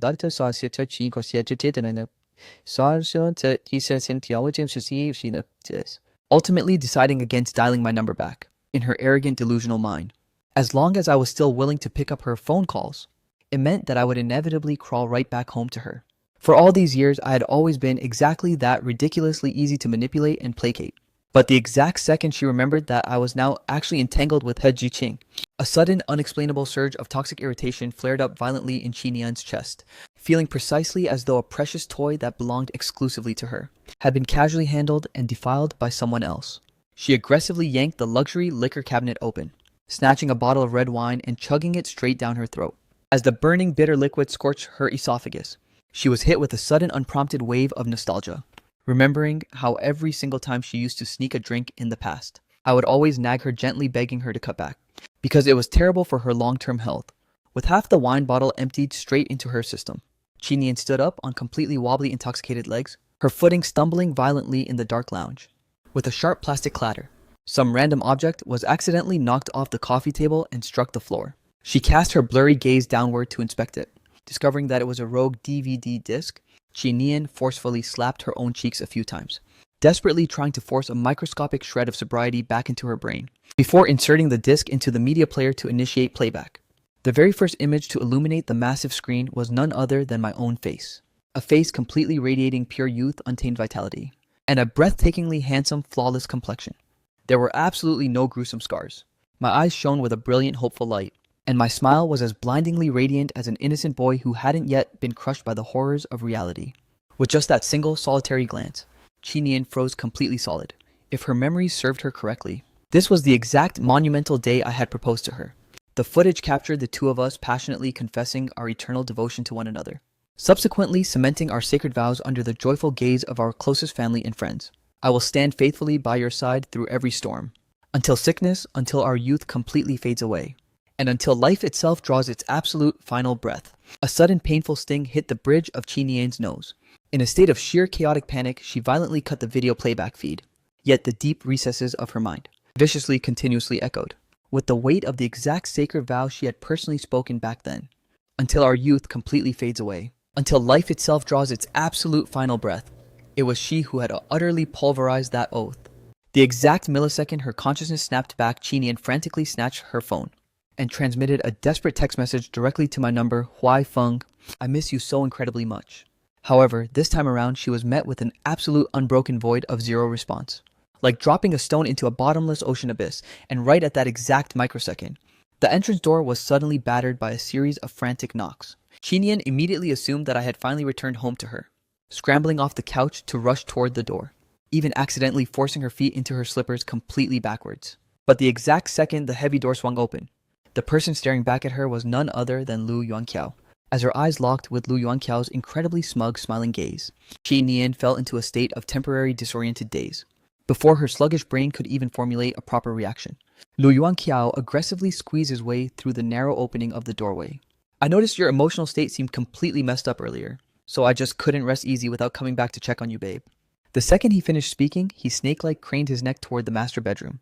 Wait, so that loser Zhuang Huaifeng actually isn't even at home right now? Qinian offered absolutely zero verbal response, quietly sealing the door shut before slumping right back onto the sofa, her expression completely deadpan cold and emotionless.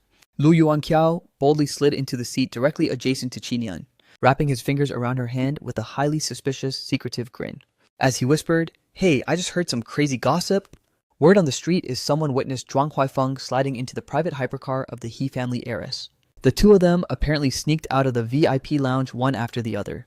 The exact millisecond those syllables reached her ears, Qinian snapped her head around to glare viciously at Lu Yuanqiao, her gaze turning razor-sharp and incredibly menacing. She had only orchestrated for me to go to the lounge to entertain He Jiqing. She had never explicitly permitted me to abandon the venue alongside He Jiqing. In the deep recesses of her narcissistic heart, I was merely an expendable tool deployed to execute a transactional corporate mission. And the exact moment the task was finalized, I was expected to crawl straight back to the house. From Lu Yuanqiao's narrow-minded perspective, Qinian's terrifyingly explosive reaction was undoubtedly triggered by intense rage over my supposed infidelity. Seizing the absolute perfect opportunity to strike, he quickly urged, since he's literally cheating on you, why don't you just serve that garbage with divorce papers already? Nian Nian, I've been faithfully staying by your side as a shoulder to cry on for 2 whole years. There's absolutely no way you don't know the depth of my true feelings for you.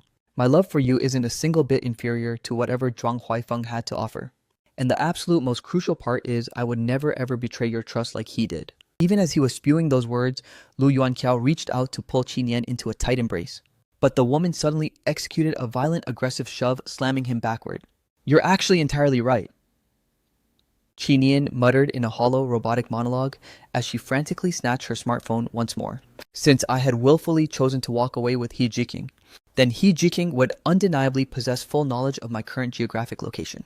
She immediately dialed the phone number she had strictly avoided throughout her entire existence. At that very microsecond, He Jiqing was gracefully sipping hot tea inside the Zhuang family mansion, intermittently whispering soothing words to comfort my mother, who had yet to cease her heavy crying. Glancing down at the flashing screen showing a completely unrecognized number, her immediate instinct was to ruthlessly reject the incoming call. But the exact split second she noticed the chaotic shifting emotion swirling deep within my eyes.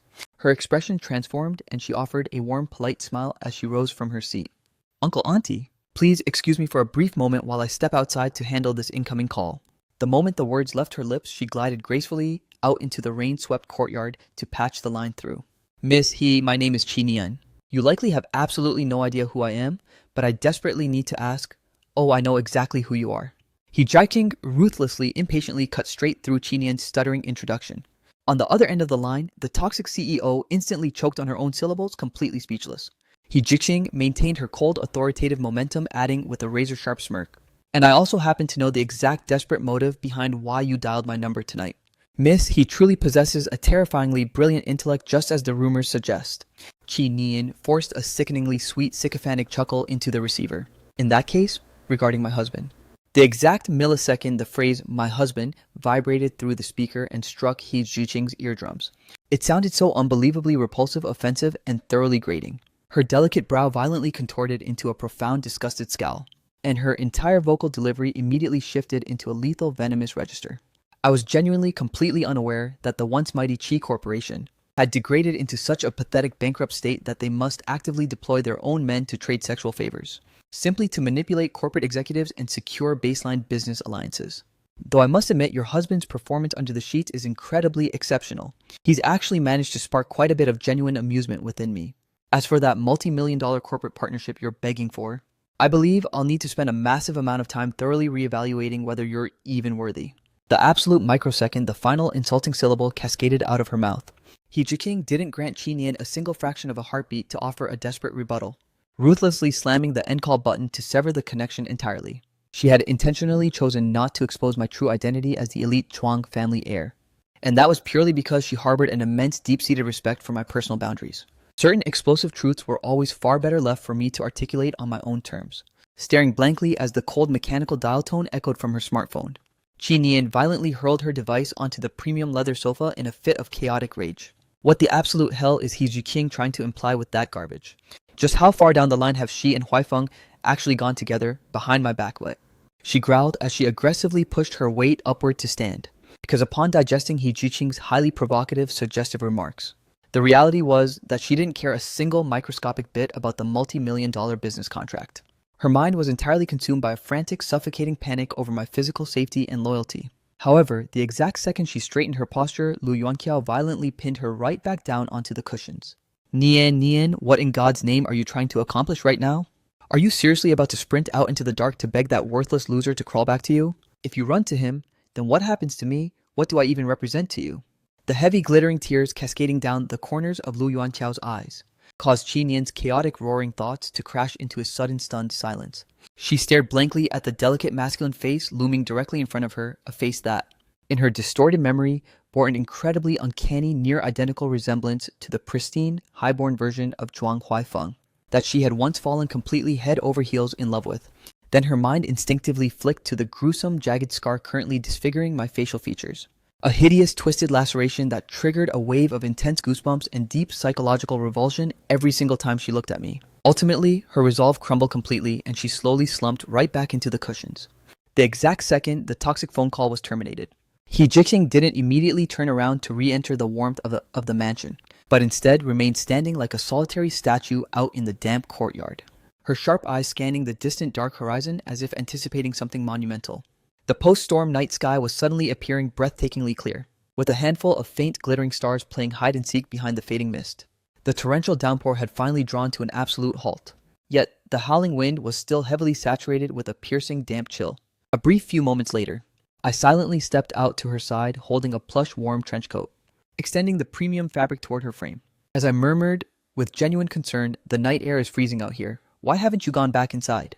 He Jiqing effortlessly accepted the protective coat from my hands, yet she completely ignored my gentle inquiry. Her piercing gaze remained locked onto the pale fractured moon shimmering behind the cloud layer, suddenly dropping a heavy question out of nowhere.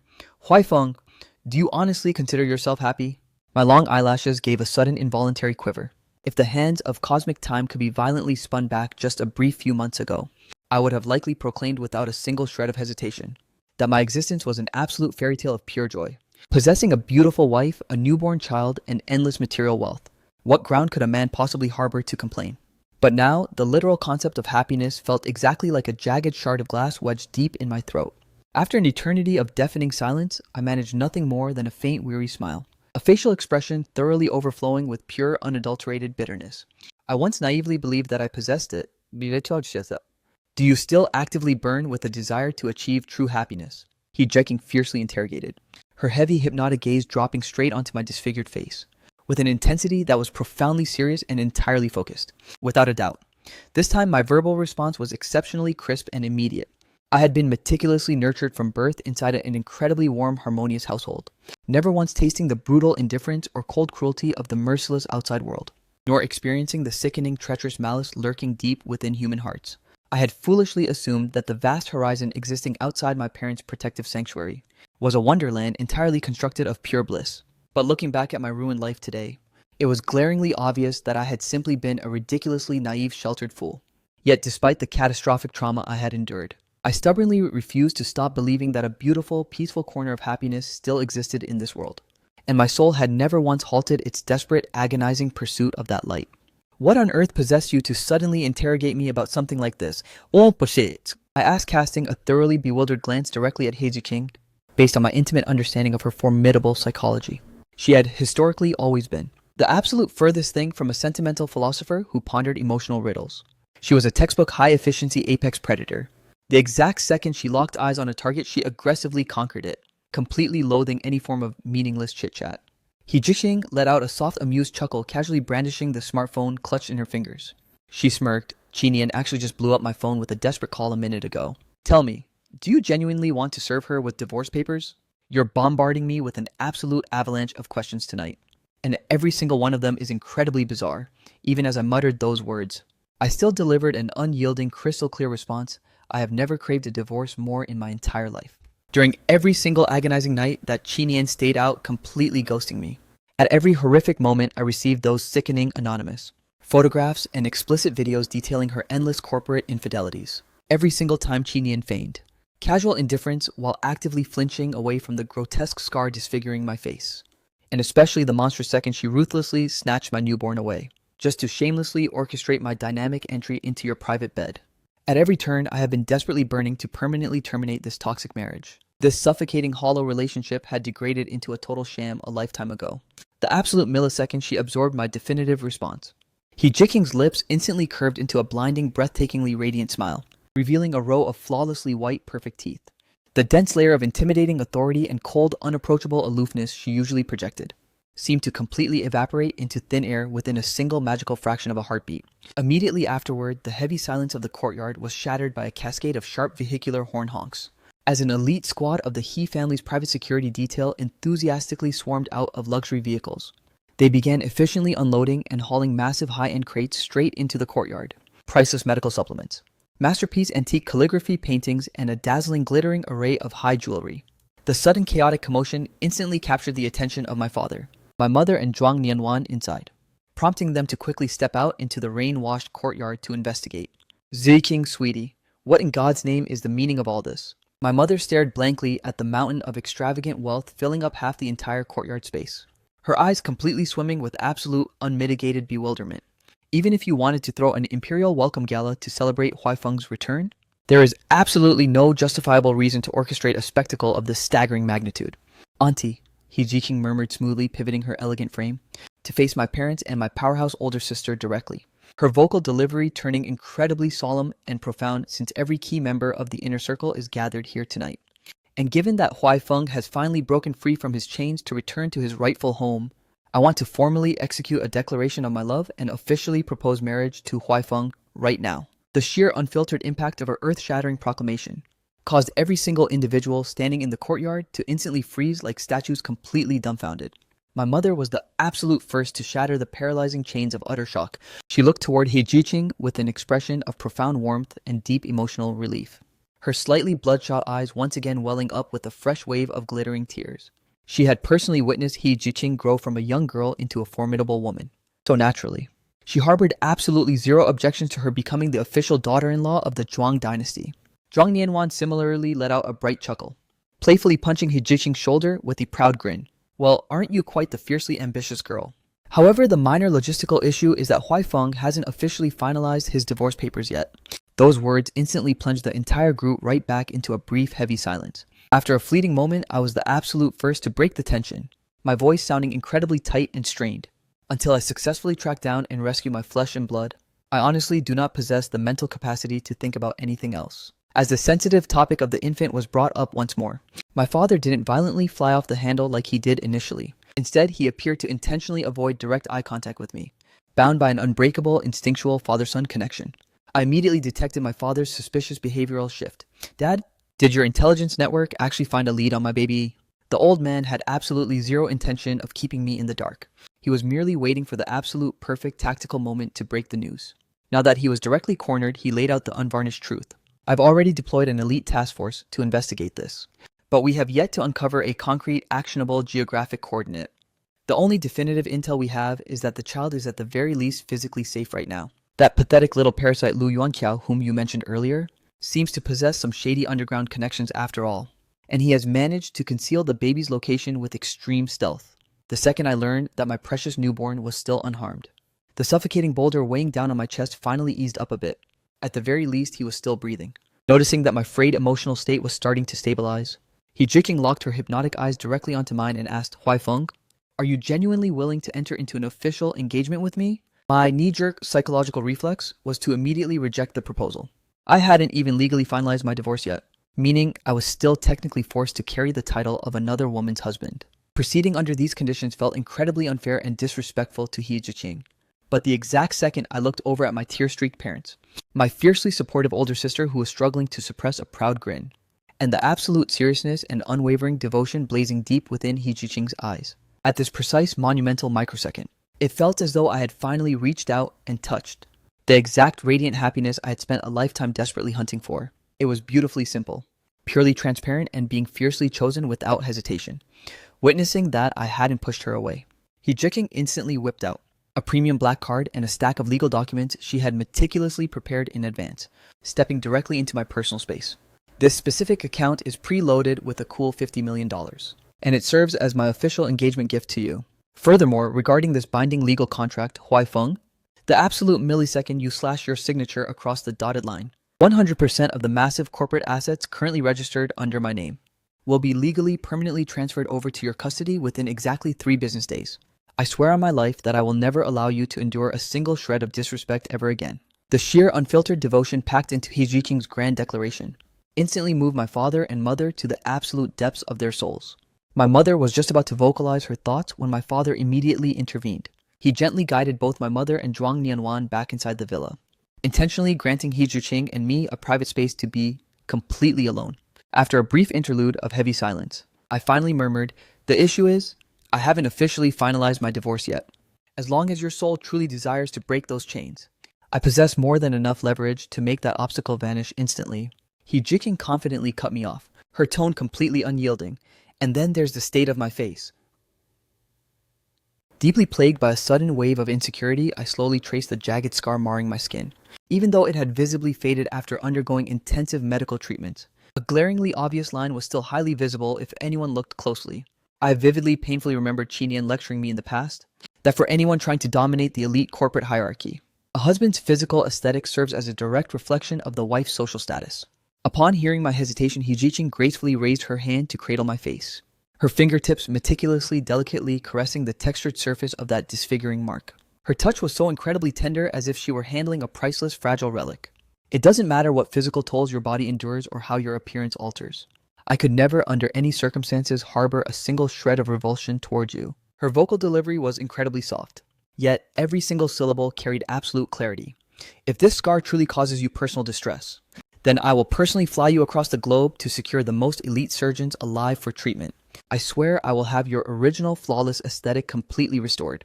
I stared deeply into He Jiqing's eyes with a profound sense of solemnity, an intense wave of heat instantly welling up in my lower eyelids. Just how long had it been? How long had it actually been since another human being treated me with such overwhelming tenderness? Someone who didn't look at my physical trauma with profound disgust, and someone who refused to brand me as an embarrassing liability or a source of pure shame. Meanwhile, inside the master bathroom of the Qi estate villa, thick, heavy steam completely saturated the air. Liu Yangqiao was currently inside indulging in a relaxing shower. The endless white noise echoing of the rushing water triggered a wave of unexplainable toxic agitation in Qinian's chest. Suddenly, the dark screen of her laptop violently illuminated the room. It was an urgent, high-priority email notification transmitted directly from her executive assistant. Qinian frantically clicked the file open to thoroughly review its contents. The digital dossier contained an exhaustive, comprehensive breakdown of my entire background, ranging from my official birth certificate to the verified lineage records of the Zhuang dynasty, and extending all the way to my childhood photographs and elite academic history. Every single detail was meticulously laid bare. The hand she was using to grip the mouse began to tremble violently and uncontrollably as she scrolled down through page after page of undeniable data. Her physical strength completely evaporated, leaving her to collapse powerlessly against the sofa cushions, her facial complexion turning as terrifyingly pale as a sheet of blank paper. It turned out that I truly was the legendary, elusive youngest heir of the monolithic Zhuang Empire, the highborn son whose identity had been fiercely shielded from the public eye. The exact colossal Zhuang family that she had spent years desperately plotting and begging to form an alliance with was actually the direct lineage of her own despised husband. Yet driven by a blind narcissistic obsession to climb the high society ladder, she had actively, ruthlessly forced her own husband into the private bed of another powerful woman. How utterly preposterous. How absolutely laughably pathetic. The moment the gruesome reality crashed through her consciousness, Chinian violently hoisted her arm, savagely delivering 2 brutal back-to-back slaps straight across her own face. The crisp, echoing cracks vibrated through the vast, empty confines of the living room. Driven entirely by my love for her, I had willingly severed all ties with the almighty Zhuang dynasty, flying straight out of my sheltered greenhouse sanctuary into the harsh, volatile outside world. And her, what in God's name had she actually done to repay me? Endless infidelities, suffocating silent treatment, ruthlessly snatching my newborn baby away, and even weaponizing me as an expendable pawn to secure corporate profits. An overwhelming tidal wave of agonizing torment and suffocating regret flooded her entire being. Qinian buried her face into her open palms, rubbing her skin with manic, erratic pressure, only halting her desperate movements when her eyes grew completely bloodshot and swollen, and her friction-burned skin began radiating a scorching heat. Right at that microsecond, the white noise of the rushing bathroom shower abruptly ceased. A fleeting moment later, Lu Yuanqiao emerged from the bathroom loosely wrapped in a plush designer bathrobe. Catching sight of Qinian's completely unhinged state, he froze in sheer shock for a fraction of a heartbeat, before quickly gliding to her side and whispering, "Babe, what on earth happened?" Noticing that Qinian was treating him like absolute ghost-like transparency, he instinctively cast his gaze toward the brightly illuminated laptop display. There, boldly plastered across the screen, was the exhaustive, undeniable intelligence breakdown outlining my true royal background. The youngest heir of the monolithic Zhuang Empire, the hidden multi-billion-dollar successor to the entire Zhuang corporate group, to successfully maintain his parasitic position by Qinian's side for 2 whole years. Lu Yuanqiao was naturally far from a brainless fool. In a singular, terrifying flash of clarity, he deduced the exact calculus behind Qinian's explosive panic, her agonizing self-hatred, and the absolute soul-crushing despair radiating from her entire posture right now. It was entirely triggered by her discovering the reality of my billionaire bloodline. "Hey, don't sweat it, Nian Nian." Lu Yuanqiao slithered his upper body downward, attempting to pull Qinian into a tight embrace, his vocal delivery dripping with a highly calculated synthetic tenderness. Even without Zhuang Huaifeng, we can still live an absolute fairy tale of absolute luxury, can't we? I swear I'm going to stay right here by your side forever, before the final syllable could even escape his mouth. Qinian violently, savagely thrashed her arm out, throwing him off her. The sheer, unfiltered kinetic force of her shove sent Lu Yuanqiao stumbling backward, unsteadily losing his footing. At this exact monumental microsecond, that delicate masculine face belonging to Lu Yuanqiao seemed to instantly lose every single ounce of the hypnotic allure it had historically held over Qinian, degrading into something that caused her to feel an overwhelming surge of pure unadulterated nausea. When tracing the origin of her initial encounter and subsequent entanglement with Lu Yuanqiao, the entire history felt like an incredibly absurd, dark comedic cosmic joke. Back during that specific timeline, Qinian had just given birth to our child, and my facial features had just been permanently, brutally disfigured by that horrific accident. I was trapped deep within a dark, suffocating abyss of pure depression and psychological ruin, terrified to even cast a solitary glance at my own reflection in the mirror, and entirely lacking the basic emotional courage to step foot outside the front door. I didn't even harbor the courage to pull my own flesh and blood into a warm embrace, paralyzed by the dark fear that my monstrous aesthetic would deeply traumatize him, allegedly driven to secure an absolute fairy tale of luxury for both me and the baby. The exact microsecond Qinian's physical health stabilized post-labor, she practically spent every waking hour hustling in high society to close major corporate deals. She loudly brandished the narrative that this grueling grind was entirely for the sake of our household. And this was despite the reality that I had repeatedly, explicitly assured her on countless occasions, that our baseline standard of living was already thoroughly magnificent. Outdoors, everyday corporate players would respectfully bow and address her as the high and mighty CEO Chi.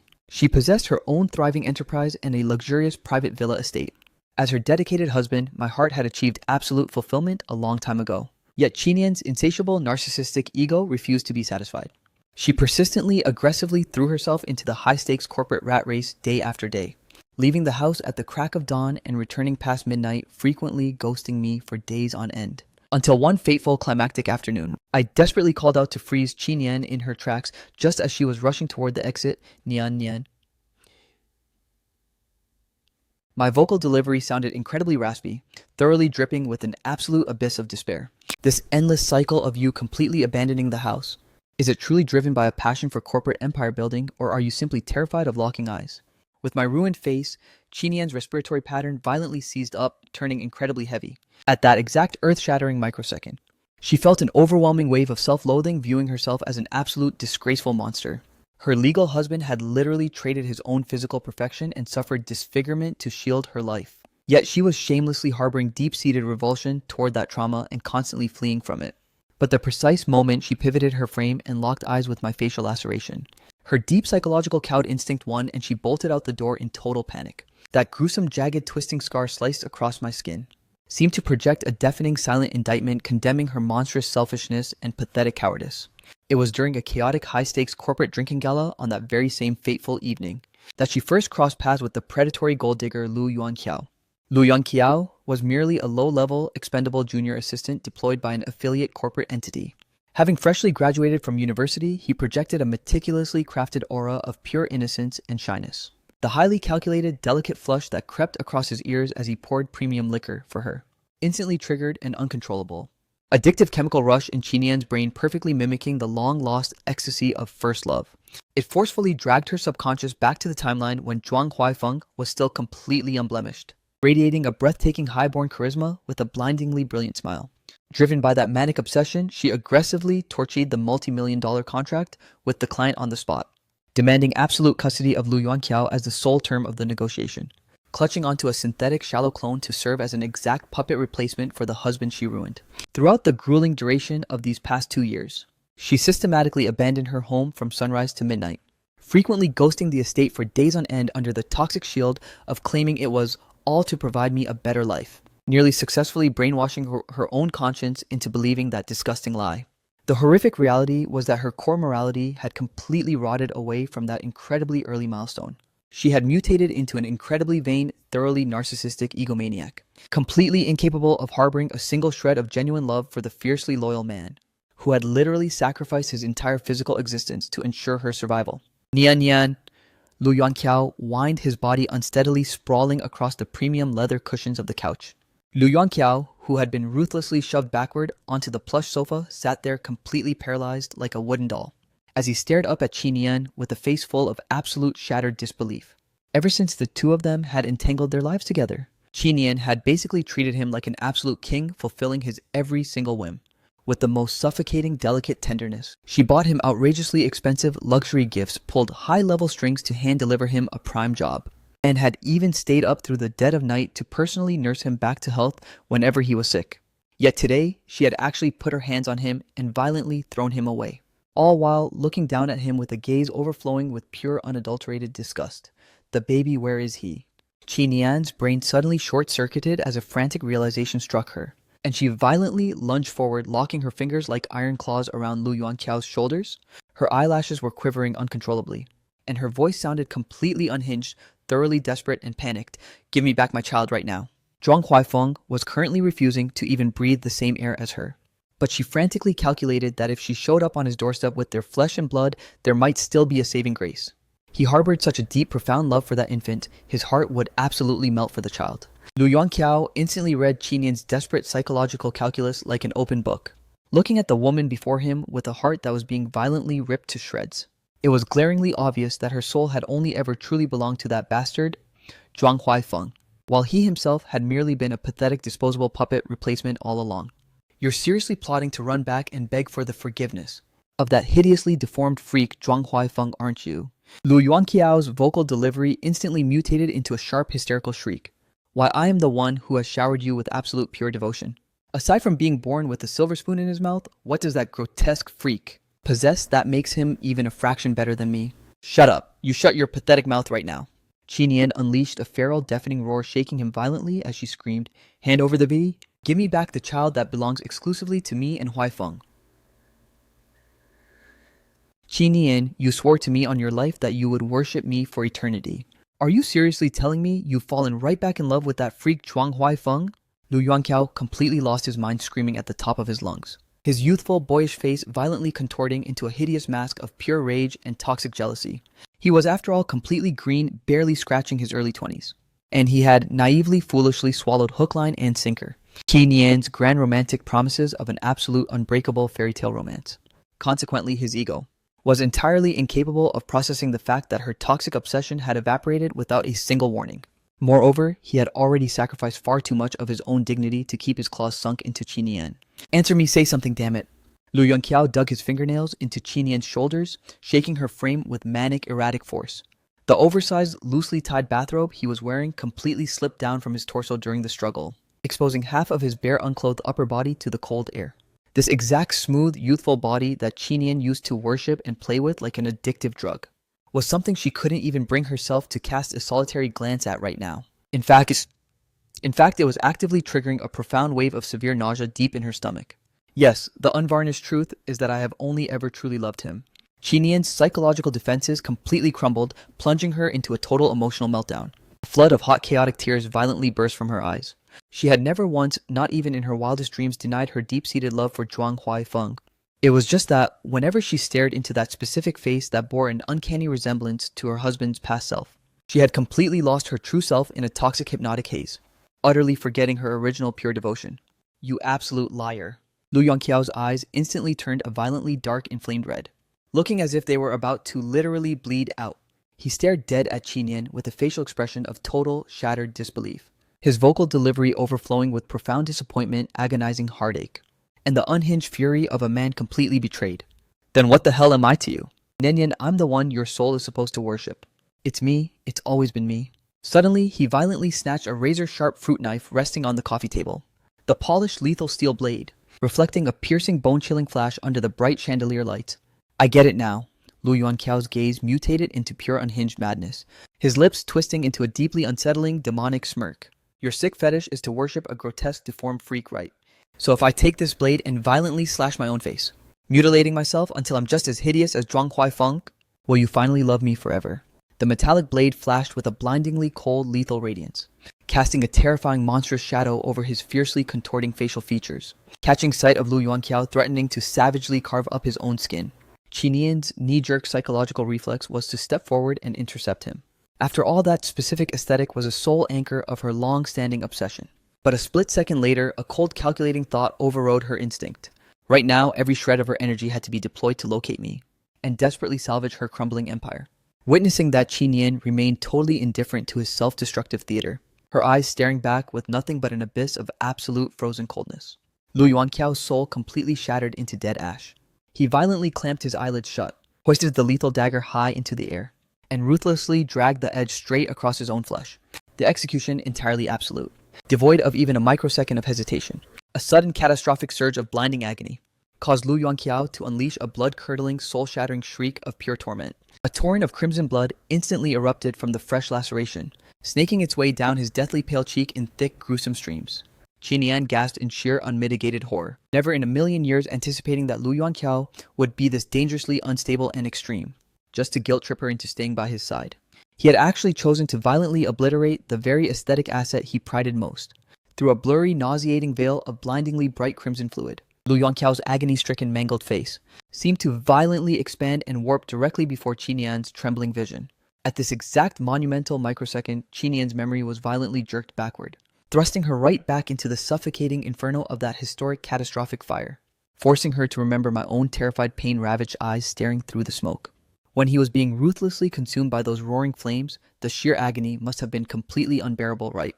Yet despite the blinding pain, he fiercely, selflessly shielded me with everything he had, using his own flesh and blood to absorb the absolute brunt of that catastrophic destruction.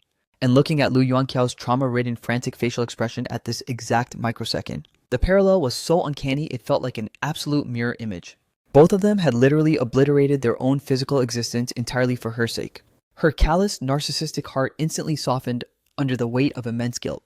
Yuanqiao, oh my god, Yuanqiao. Qinian frantically lunged across the space, desperately throwing her arms around his trembling frame. She desperately pressed her palms against the jagged laceration on his face, watching in absolute horror as the bright crimson fluid aggressively leaked through her tightly clenched fingers. Hoisting his deadweight body up with manic strength, she sprinted toward the exit. Hold on, I am flying you straight to the emergency room right this second. Please just stay conscious for me. Right before crossing the threshold, she deliberately snatched an oversized jacket from the coat rack, hastily draping it over Lu Yuanqiao's blood-soaked silhouette, though whether she did it to shield his shivering body from the cold elements, or simply to camouflage this gruesome, horrific crime scene from public eyes remained a mystery. Staring up at Qinian's completely panicked, distressed expression, Lu Yuanqiao felt a familiar wave of profound psychological relief wash over his broken psyche. She actually does care about me. She still harbors love for me. The absolute second Qinian successfully bundled his limp body into the passenger seat of the vehicle, The severe blood loss coupled with the agonizing physical trauma caused him to black out completely. Inside the hospital, the elite surgical team had to tightly weave over a dozen stitches across Lu Yongqiao's ruined face, slicing all the way from his brow bone down to his jawline. A horrific, violently jagged scar sat prominently on his skin like a monstrous, twisting centipede. The moment his consciousness returned, his field of vision was a blurry, disorienting mess, triggering an instinctual surge of blinding panic deep in his chest. But the exact moment he registered Qi Nian sitting silently in a chair just a few feet away from the mattress, the frantic static in his mind finally began to quiet down. At the very least, she hadn't abandoned him. At this precise moment, Qi Nian was fiercely knitting her brows together, her eyes glued to her smartphone screen. Her gaze was a chaotic cocktail of profound shock mixed with a bizarre hint of relief, as if she were absorbing some world-altering, high-stakes piece of intelligence. Relying purely on his basic survival instincts, Lu Yuanqiao immediately deduced that this breaking development was undeniably intimately linked to me. After all, at this current dramatic turning point, I was the only entity alive capable of violently hijacking Qi Nian's psychological state. Nian Nian. Lu Yongqiao weakly parted his severely parched, cracked lips, his voice incredibly raspy as he croaked out the syllables of her name. Noticing that her plastic puppet had finally regained consciousness, Qi Nian casually locked her device and glided over to the edge of his bed, her facial expression so eerily placid it felt utterly unnatural. My face, Lu Yuanqiao whimpered, trembling as he raised a weak hand toward his cheek, his movements incredibly hesitant and terrified. When he had initially gripped that cold, lethal fruit knife, he hadn't harbored a single shred of fear about brutally slicing open his own flesh. Not an ounce of panic registered, because his brain was completely hyperfixated on one twisted delusion. As long as I permanently obliterate my own physical perfection, Nian Nian will worship me with the exact same unconditional devotion she showers on Zhuang Huaifeng. But the precise microsecond his trembling fingertips brushed against the thick, heavy medical gauze wrapping his skull, a sudden suffocating wave of pure terror violently crashed through his consciousness. A chilling primal dread that pierced straight into the very marrow of his bones.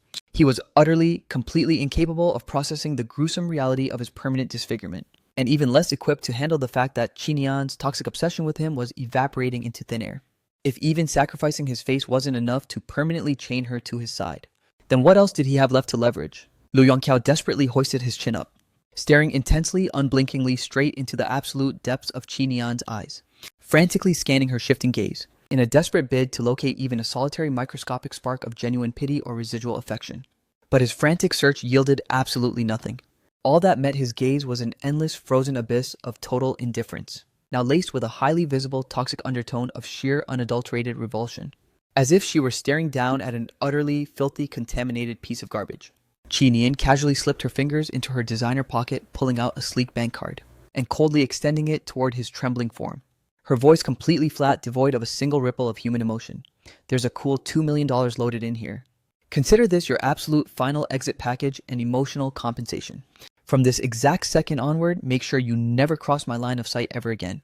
The moment those words escaped her lips, Qi Nian casually flipped the plastic card, letting it drop onto the hospital sheets with an insulting, effortless flick of her wrist, without granting Lu Yuanqiao a single solitary parting glance. She instantly pivoted on her heel, preparing to exit the room. Her departure so brutal and ruthlessly efficient, it felt exactly like discarding an empty piece of trash. Nian Nian, no, please don't abandon me. Snapping back to reality, an absolutely frantic Lu Yuanqiao violently kicked the heavy comforter aside, scrambling off the mattress barefooted as his soles hit the cold linoleum floor. He lunged wildly toward the exit, desperately trying to claw onto the hem of Qi Nian's outfit. The IV line was violently wrenched out of his flesh by his frantic movements, the needle tearing savagely out from the back of his hand, as a fresh torrent of blood instantly bubbled outward, rapidly soaking the medical tape in a dark crimson stain. Why? Lu Yuanqiao screamed, collapsing into a pathetic, disheveled heap on the floor, staring up at Qi Nian's unmoving back, with a voice that sounded utterly destroyed and raspy, his mind completely drowning in an absolute abyss of total despair. I have literally destroyed my own face and traded my looks entirely for you. I went ahead and made myself look exactly like that deformed freak. And yet, you're still throwing me away like garbage. Back during those endless, intoxicating nights where the two of them would passionately wrap themselves in each other's arms, he had genuinely, naively believed the illusion that Qi Nian would worship his existence for eternity, even though deep down inside he was always fully aware that a person's infatuation can ignite in a flash and evaporate just as fast. Exactly the way Qi Nian had ruthlessly fallen out of love with me. Yet his delusional ego convinced him that he would be the ultimate golden exception. After all, their physical chemistry was so perfectly synchronized, and their passionate romance felt so deeply intense. Qi Nian was forced to freeze her footsteps by the massive chaotic crash echoing behind her. She slowly turned her head to glare down at Lu Yuanqiao, noticing that the crimson fluid oozing from the back of his hand was already smeared everywhere, painting a massive, horrific puddle directly onto the cold linoleum floor. It looked absolutely sickening and visceral. In a rare moment of compliance, she actually glided back over to offer Lu Yuanqiao an explanation. Her vocal delivery so icy and detached, it sounded like she was reviewing a corporate ledger. My elite intelligence network just intercepted Huaifeng's actual coordinates. I am forced to deploy every resource to track him down this exact second, clutch this massive stack of cash, and go build whatever pathetic little life you can manage out there. From this day forward, we are completely ghosting each other. I have a real high society family to protect.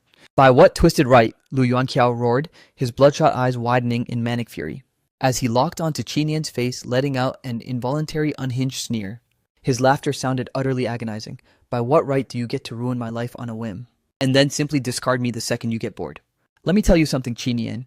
Don't you dare think for a single second that you're escaping this disaster scot-free. Karma is an absolute butch, and what goes around comes around. Since you chose to treat me like literal trash today, your own ending is going to be 1,000 times more brutal than mine.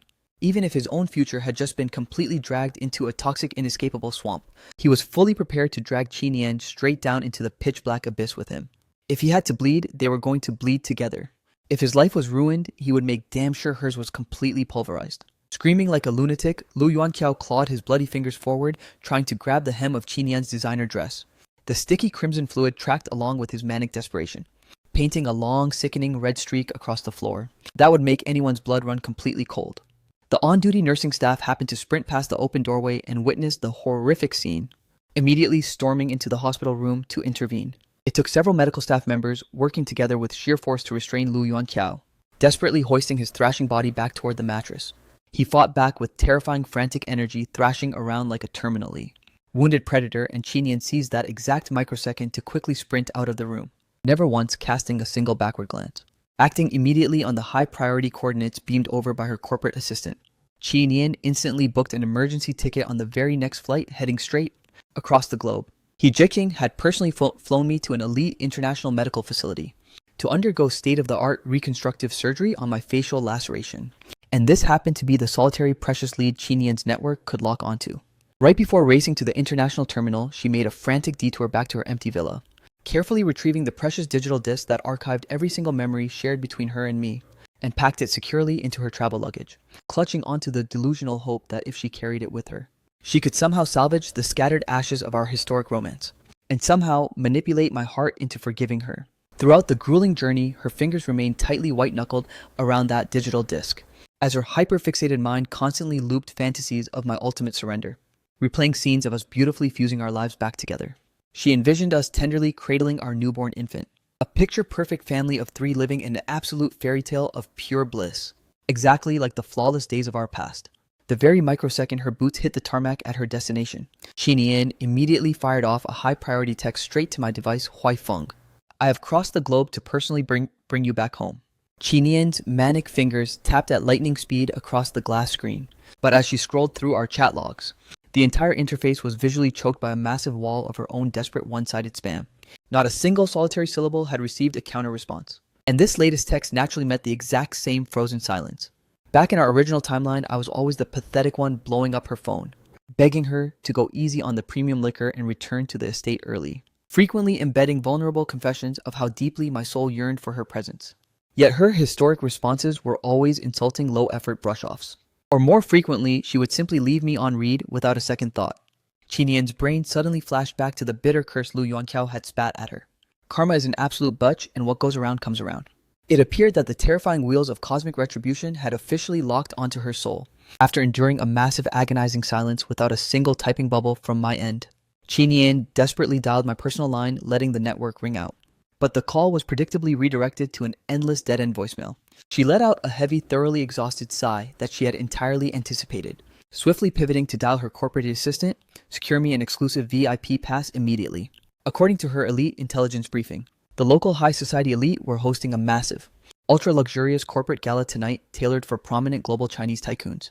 The entry barrier was extraordinarily high, and unless a catastrophic anomaly occurred, He Jiqing was absolutely guaranteed to grace the red carpet.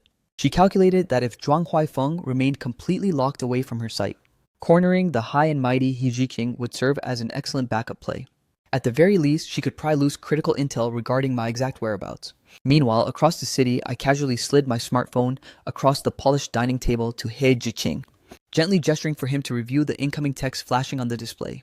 He Jiqing granted the screen a singular, highly dismissive glance, before silently and effortlessly tapping the delete icon. His execution completely cold, refusing to analyze it, let alone formulate a response. He then locked his sharp eyes onto me with a flicker of visible protective irritation, and even the calculated manner in which he sliced through his premium Wagyu steak carried a sudden, fiercely aggressive undertone of raw dominance. The metal utensils sharply collided against the fine porcelain, echoing with a crisp, echoing ring. I found myself thoroughly amused by his fiercely protective display, letting out a soft, genuine chuckle. Who knew that an absolute alpha tycoon could look so incredibly adorable when throwing a jealous tantrum? In our entire history, I had honestly never realized that He Jiqing possessed such a hilariously low threshold for getting triggered by rivals, viciously guarding his territory like a fiercely protective kid protecting their favorite toy. So what's the play with Qi Nian then, Suk? I casually took an elegant sip of my premium red wine, softly inquiring, is it genuinely guaranteed that she won't be able to track down our coordinates? I harbored absolute zero desire to ever entangle my life with Qi Nian again, and wished to completely sever any lingering toxic attachments connecting us, because every single microsecond my eyes locked onto her figure, it violently triggered a flood of agonizing memories from my deeply humiliated, broken past. A highly calculated, razor-sharp smirk slowly crept onto He Jiqing's lips, his eyes flashing with a sudden glint of pure predatory cunning. Let her hunt, frankly speaking. The total number of times he had actually crossed paths and directly clashed swords with Qi Nian in high society was practically non-existent. Ever since the day I got legally married, he had thoroughly audited Qi Nian's entire corporate dossier, and he was forced to objectively concede that Qi Nian did possess some genuine cutthroat tactical finesse and raw balls in the corporate arena. Yet every single time they were scheduled to attend the exact same elite industry events, his soul burned with the sheer temptation to violently tear Qi Nian into a million bloody pieces, just to ensure he didn't actually cross the line into executing a catastrophic illegal act of vengeance. He had naturally deliberately engineered situations to systematically block Qi Nian from his perimeter. I stared across the table at He Jiqing with a face full of mild bewilderment, utterly failing to decipher the brilliant mind games his brain was currently cooking up, feeling entirely helpless against my cluelessness. He Jiqing had no choice but to break down the high-stakes tactical blueprint even further. His vocal delivery deceptively casual, yet every single syllable carried the weight of an absolute emotional execution. If we deny her the chance to lock her own eyes onto the masterpiece of the current you and physically witness the dazzling, luxurious paradise you currently thrive in, then how can we ever force her black heart to thoroughly, agonizingly experience the absolute deepest abyss of visceral regret and pure suffocating despair? I am going to force her to process the brutal realization of exactly what kind of priceless legendary treasure she managed to permanently lose. An absolute king who once worshipped her like a goddess, willingly sacrificing his entire physical existence just to shield her, as those final words echoed. My hand instinctively glided upward, tenderly brushing against the surface of my own cheek. I honestly didn't harbor the slightest clue about the background of the elite, unreachable medical prodigy He Jiqing had blackmailed into treating me. But after undergoing a relentless series of cutting-edge clinical sessions, the gruesome jagged trauma scoring my face had already faded down to a faint shadow. Unless an individual actively scrutinized my skin from an inch away, it was practically invisible. And after borrowing a microscopic dab of He Jiqing's premium high-definition concealer, the aesthetic flaw was entirely flawlessly camouflaged into oblivion, acting as if those catastrophic skin-tearing lacerations had never existed in the first place. But this massive metropolis is an absolute endless labyrinth. So how exactly do you plan on baiting her to crash straight into our perimeter? I inquired, even though a wicked brilliant answer was already quietly crystallizing in my own mind. He Jiqing simply cocked a perfect eyebrow at me, and my lips instantly curled into the highly menacing, beautifully sadistic smile. An apex hunter, after all, always masquerades as the unsuspecting prey. Our gazes locked dead on in perfect synchronization, and He Jiqing instantly deciphered the devious blueprint forming in my mind. He smoothly whipped out his smartphone, dialed a high-priority contact, and barked out a crisp command: change of plans, I've decided to grace tonight's gala with my presence. Have my exclusive entry passes delivered immediately. The absolute second he disconnected the line, we exchanged a highly sinister, knowing smile across the table, before casually returning to our high-end dinner plates. We were acting precisely like two flawlessly synchronized predators who had just laid out a lethal trap, patiently waiting for the foolish target to wander right into the snare. Now that Qi Nian had officially uncovered my real high society identity, She was undeniably too calculated to waste energy blind searching the streets, relying on my deep intimate psychological profiling of Chi Nian. She would absolutely gamble every chip on invading that corporate gala to test her luck. That high-stakes environment was her prime tactical zone to corner me, since the board was set up so beautifully. We were going to voluntarily manifest right within her line of sight. I was honestly deeply morbidly curious to see what kind of face-to-face reaction Chi Nian would orchestrate the moment our paths violently collided again. Would she drown in visceral regret, fake an absolute sob story, or simply double down on her usual exhausting performance of toxic hypocrisy? At the high society gala, I donned an ultra-sleek jet-black designer top hat, the dramatically wide structured brim, perfectly shadowing the specific half of my face that carried the surgical scarring. He Jixing insisted that this aesthetic dialed my mysterious aura up to an absolute 11, and would ruthlessly hijack Chi Nian's psychological focus. A relentless stream of high-profile elite recognizing He Jiqing swarmed over to network, and the exact moment their gazes swept across my striking silhouette, they would all flash dazzled smiles gushing, "Miss, he, your male companion, is absolutely breathtaking. His aura is utterly remarkably elite to..." Correction, he is my official fiancé. He Jiqing unironically, tirelessly corrected every single billionaire in the room, her vocal delivery overflowing with pure, unadulterated possessiveness and pride. Initially, I would gently tap her forearm to signal her to dial back the flexing, but watching her eyes light up with pure, radiant joy, as her entire face literally glowed with immense happiness, I decided to just let her run wild with it. If making this grand declaration fueled her dopamine so intensely, then I was perfectly content. Suddenly, the sharp clink of champagne flutes cut through the ambient jazz, accompanied by a deliberately amplified razor-sharp feminine voice echoing, "Miss He." It feels like an absolute eternity. He Jiqing tracked the sound with a razor-focused icy glare, locking onto Chi Nian, who stood dead center before us clutching a premium wine glass, though she casually hoisted her own glass to mimic a professional toast. The edges of her lips twisted into an openly mocking savage smirk. I harbor zero memory of our corporate syndicate's ever-overlapping CEO Chi. Where on earth do you get the audacity to claim it's been a while? Even though Chi Nian was visibly sweating from having her social standing brutally incinerated in public, she forced her expression to remain perfectly composed, refusing to show an ounce of rage. At this exact millisecond, her predatory focus was entirely hyperfixated on the striking silhouette lurking directly behind He King's dominant stance. Ever since her intelligence network thoroughly audited my elite corporate identity, she naturally uncovered the deep, messy history connecting me to the goddess standing right before her. Childhood sweethearts who almost sealed an elite engagement only for me to ghost her halfway through. She never in a million years could have predicted that her own toxic calculated plotting to force her husband into He King's perimeter would backfire so spectacularly. She genuinely believed she was sacrificing a marriage for corporate leverage, but never anticipated that she was literally personally delivering her own man straight into the waiting arms of his elite ex-lover. What an absolute delicious irony. Huai Feng, aren't you going to share a toxic toast with me? Chi Nian hesitated for a microsecond, deliberately sharply emphasizing specifically just the young heir of the Zhuang Empire. The exact moment those syllables escaped her lips, she fought with every ounce of her being to suppress the violent tremor threatening to crack her voice. Yet both He Jiqing and I intercepted the pathetic vibration instantly. Buried deep within that vocal delivery was an ocean of profound shock, visceral, suffocating regret, and a desperate, bitter refusal to accept reality. Seeing that my elite cover had been thoroughly blown by her gaze, I decided to completely stop hiding behind the shadows. I effortlessly reached out toward a passing waiter's silver platter, hoisting a premium crystal champagne flute high into the air, and glided over with a casual smirk to stand shoulder to shoulder with He Jiqing, gently tilting my glass to sharply collide against Chi Nian's rim. A sharp metallic clink resonated through the air, crisp, clear, and perfectly elegant, acting like a sonic blast that utterly pulverized the absolute final layer of Chi Nian's psychological defense. He was genuinely officially locked down with He Jiqing. Their energy together felt so effortless, and their unspoken chemistry was so terrifyingly synchronized. Throughout her grueling international flight, her mind had looped a million dramatic confrontation scenarios. Perhaps she envisioned me breaking down in tears begging for her forgiveness and salvation. Or perhaps she expected a hysterical screaming match as she tried to violently hijack me back into her life. But now that she was physically standing dead center before her target, the numbness settling into her veins was far more terrifying than any fantasy.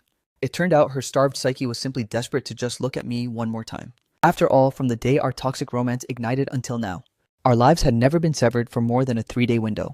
Yet this time it had been a massive agonizing, full week of absolute radio silent zero communication. The exact microsecond our crystal glasses parted, He Jiqing smoothly, possessively slid half a step forward, effectively shielding my entire body behind her dominant perimeter once again. She asked with mock curiosity, is CEO Chi invading this gala to pitch a corporate merger? I crossed the globe to personally drag my husband back to our estate. Chi Nian's burning manic eyes locked like a laser directly onto my face. The toxic weight of the word husband acting like a desperate, jagged flag of ownership. Viciously weaponized to remind He King of my legally bound married status. That unearned title caused He King's regal expression to instantly darken into absolute frost. Her gaze instantly freezing into pure absolute ice. I immediately registered the sudden spike in her volatile emotional state, gently pressing my hand against her arm before she could erupt. Stepping forward to handle this myself, I looked straight into Chi Nian's manic eyes, cutting straight to the chase. Since you brought up that specific title, we need to coordinate a date to officially finalize our divorce papers. Full custody of our child goes directly to me. The exact second you touch down in the country, I expect you to return my child immediately. A divorce. Chi Nian's carefully curated high society facade completely fractured into a million pieces. Her vocal delivery spiking uncontrollably as her emotions went wild. Staring at me in utter paralyzing shock, Huaifeng, do you even comprehend the sheer insanity pouring out of your mouth right now? Are you completely out of your mind and intoxicated? The surrounding high-profile guests instantly locked their nosy, judgmental gazes onto our explosive trio. Feeling the suffocating weight of the crowd's intense scrutiny, Chi Nian desperately suppressed her volume into a sharp hiss, lunging forward in a frantic attempt to grab hold of my wrist. We have been legally bound in matrimony for all these years. How can you just casually throw our entire marriage away on a whim? Lest you forget, we literally share a child together. It is precisely because my mind is completely sober, and because I haven't forgotten a single toxic atrocity you've committed, that this divorce is non-negotiable. Inside the theater of my mind, disgusting snapshots from those anonymous blackmail photos violently flashed before my eyes. Vivid, nauseating scenes of Chi Nian tangled up in pure debauchery with Lu Yuanqiao, triggering a sudden visceral wave of physical revulsion deep in my gut. The way I locked my eyes onto Chi Nian's trembling figure was now completely saturated with an unadulterated lethal dose of pure disgust. The very sight of you makes my stomach turn. I will absolutely never sign those papers. Chi Nian shrieked the rejection out instinctively, her voice hitting a sharp, unhinged pitch. Our love was absolute and legendary. You have no right to inflict this level of psychological cruelty on me. I officially acknowledge my sins now. Huaifeng, you have to grant me a single chance at redemption. I harbored absolute zero energy to keep debating this toxic broken record. He Jixing, however, elegantly and reassuringly intertwined her fingers with mine, glaring down at Chi Nian like an absolute queen, her tone perfectly placid, yet carrying the weight of an absolute execution. Stop making a pathetic scene. Trust me, in a matter of weeks, you will be begging to sign that divorce. The moment the threat left her lips, she smoothly guided me away, walking toward the grand exit of the private club. Our presence at this high society gala tonight was solely engineered to bait Chi Nian into our line of sight from the very beginning. Now that our psychological objective had been flawlessly achieved, there was absolutely no reason to linger around in this circus. The exact microsecond the two of us stepped past the massive front entrance, Chi Nian's frantic, desperate screech echoed from behind us. Don't you dare walk away from me. Turn around and explain yourselves right now. He Jiking abruptly halted her steps, glaring down at Chi Nian, who had frantically sprinted after us, completely out of breath. A sudden, deeply satisfying wave of pure triumph washing over her soul.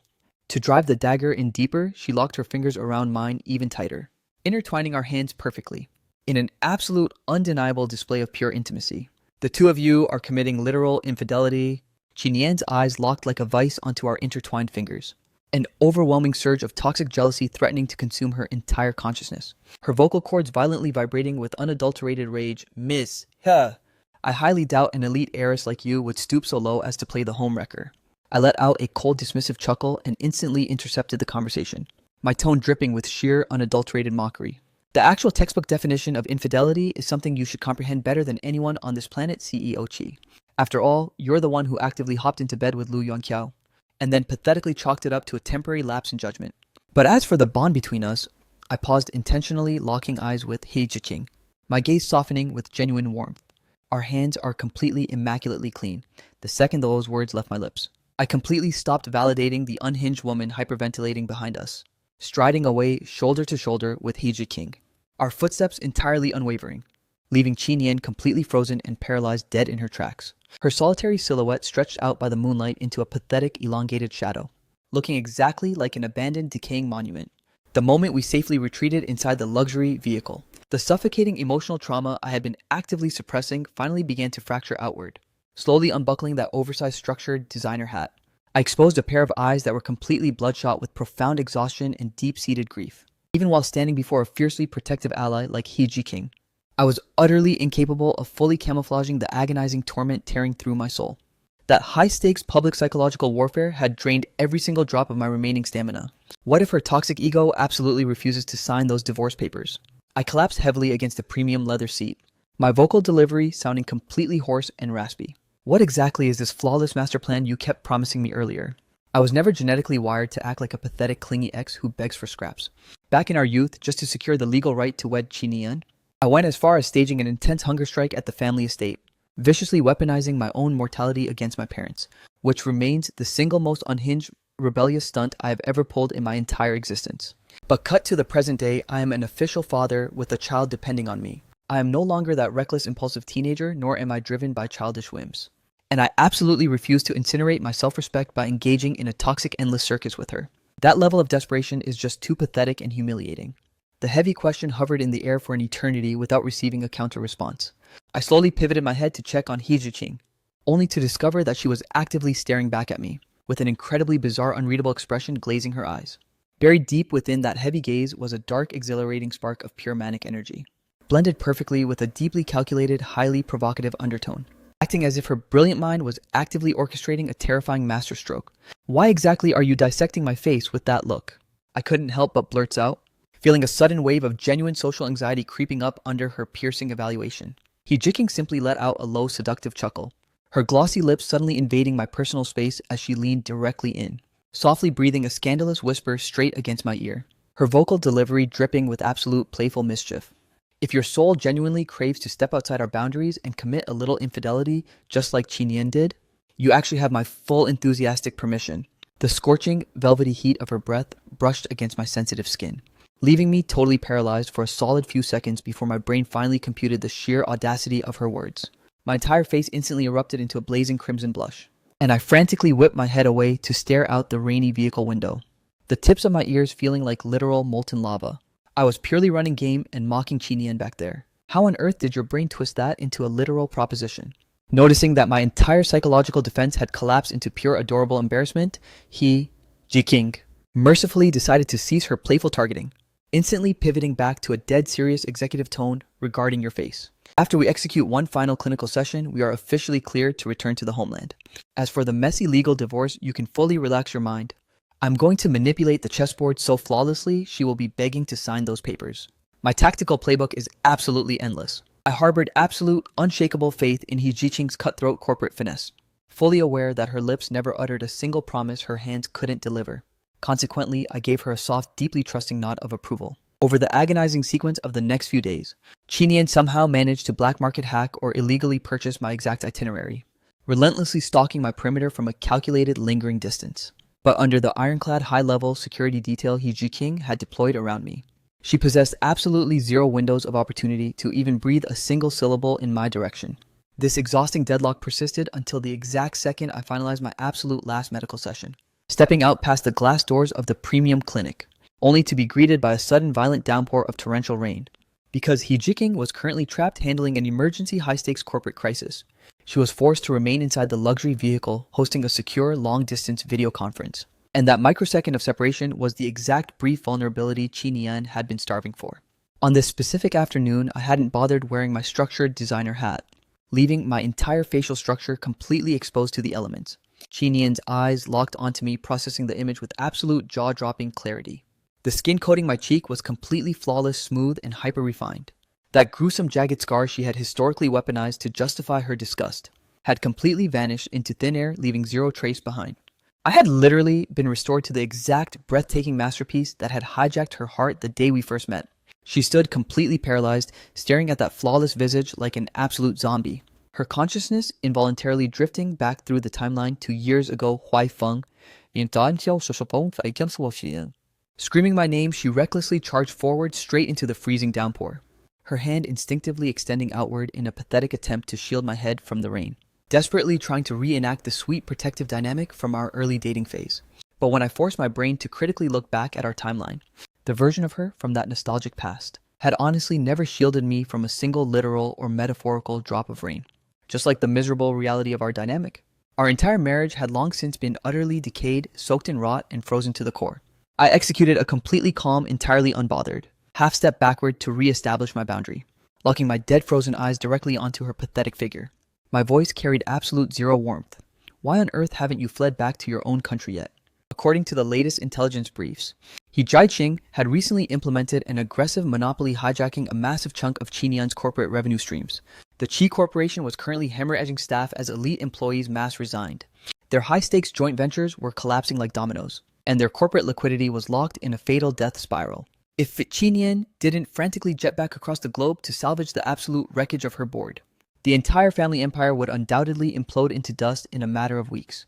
I don't care about the company, I am here to drag you back to our home.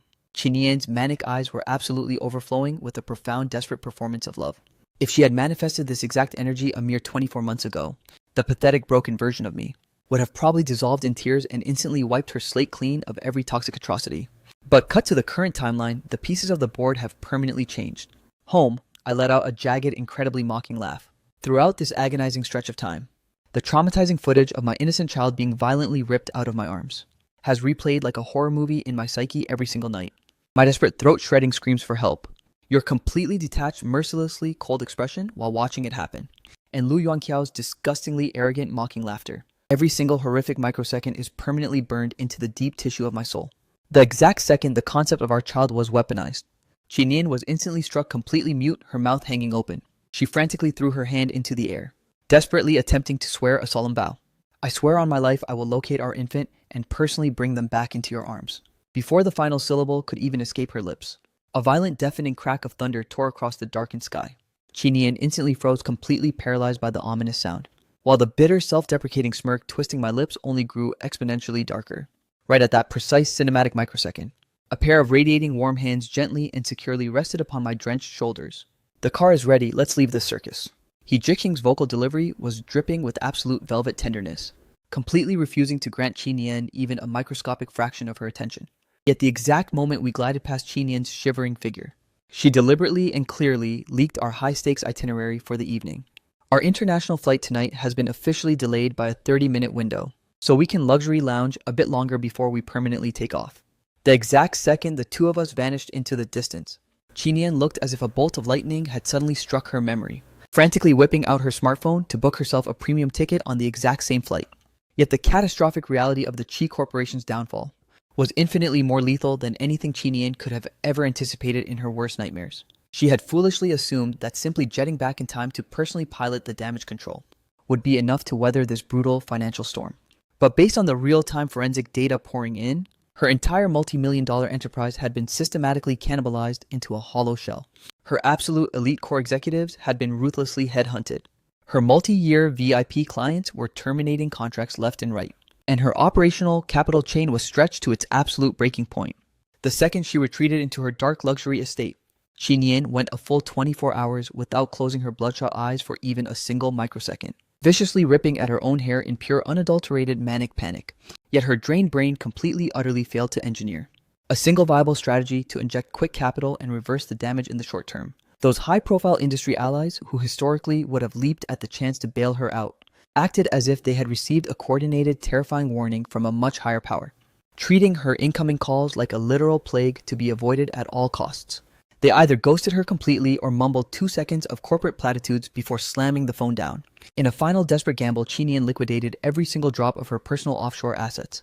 But against the massive burning sinkhole that her company had become, this pathetic injection of cash was like throwing a single cup of water onto a raging forest fire.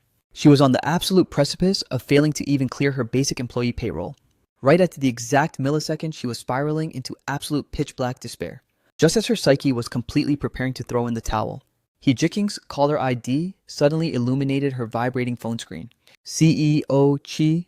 The voice radiating from the receiver was terrifyingly placid and completely detached, underlined by a subtle razor-sharp hint of pure mocking arrogance. I assume your crumbling empire is currently in dire, desperate need of a lifeline. Qinian could easily map out He Jiqing's cutthroat psychological agenda. It was nothing less than a brutal extortion tactic to force her to relinquish all custody claims and permanently ghost me, yet forced to stare directly into the literal life-or-death extinction of her family empire, and watching the monumental legacy she spent her entire youth bleeding to build, about to be completely irreversibly flushed down the gutter. Her broken pride simply lacked the leverage to reject the meeting.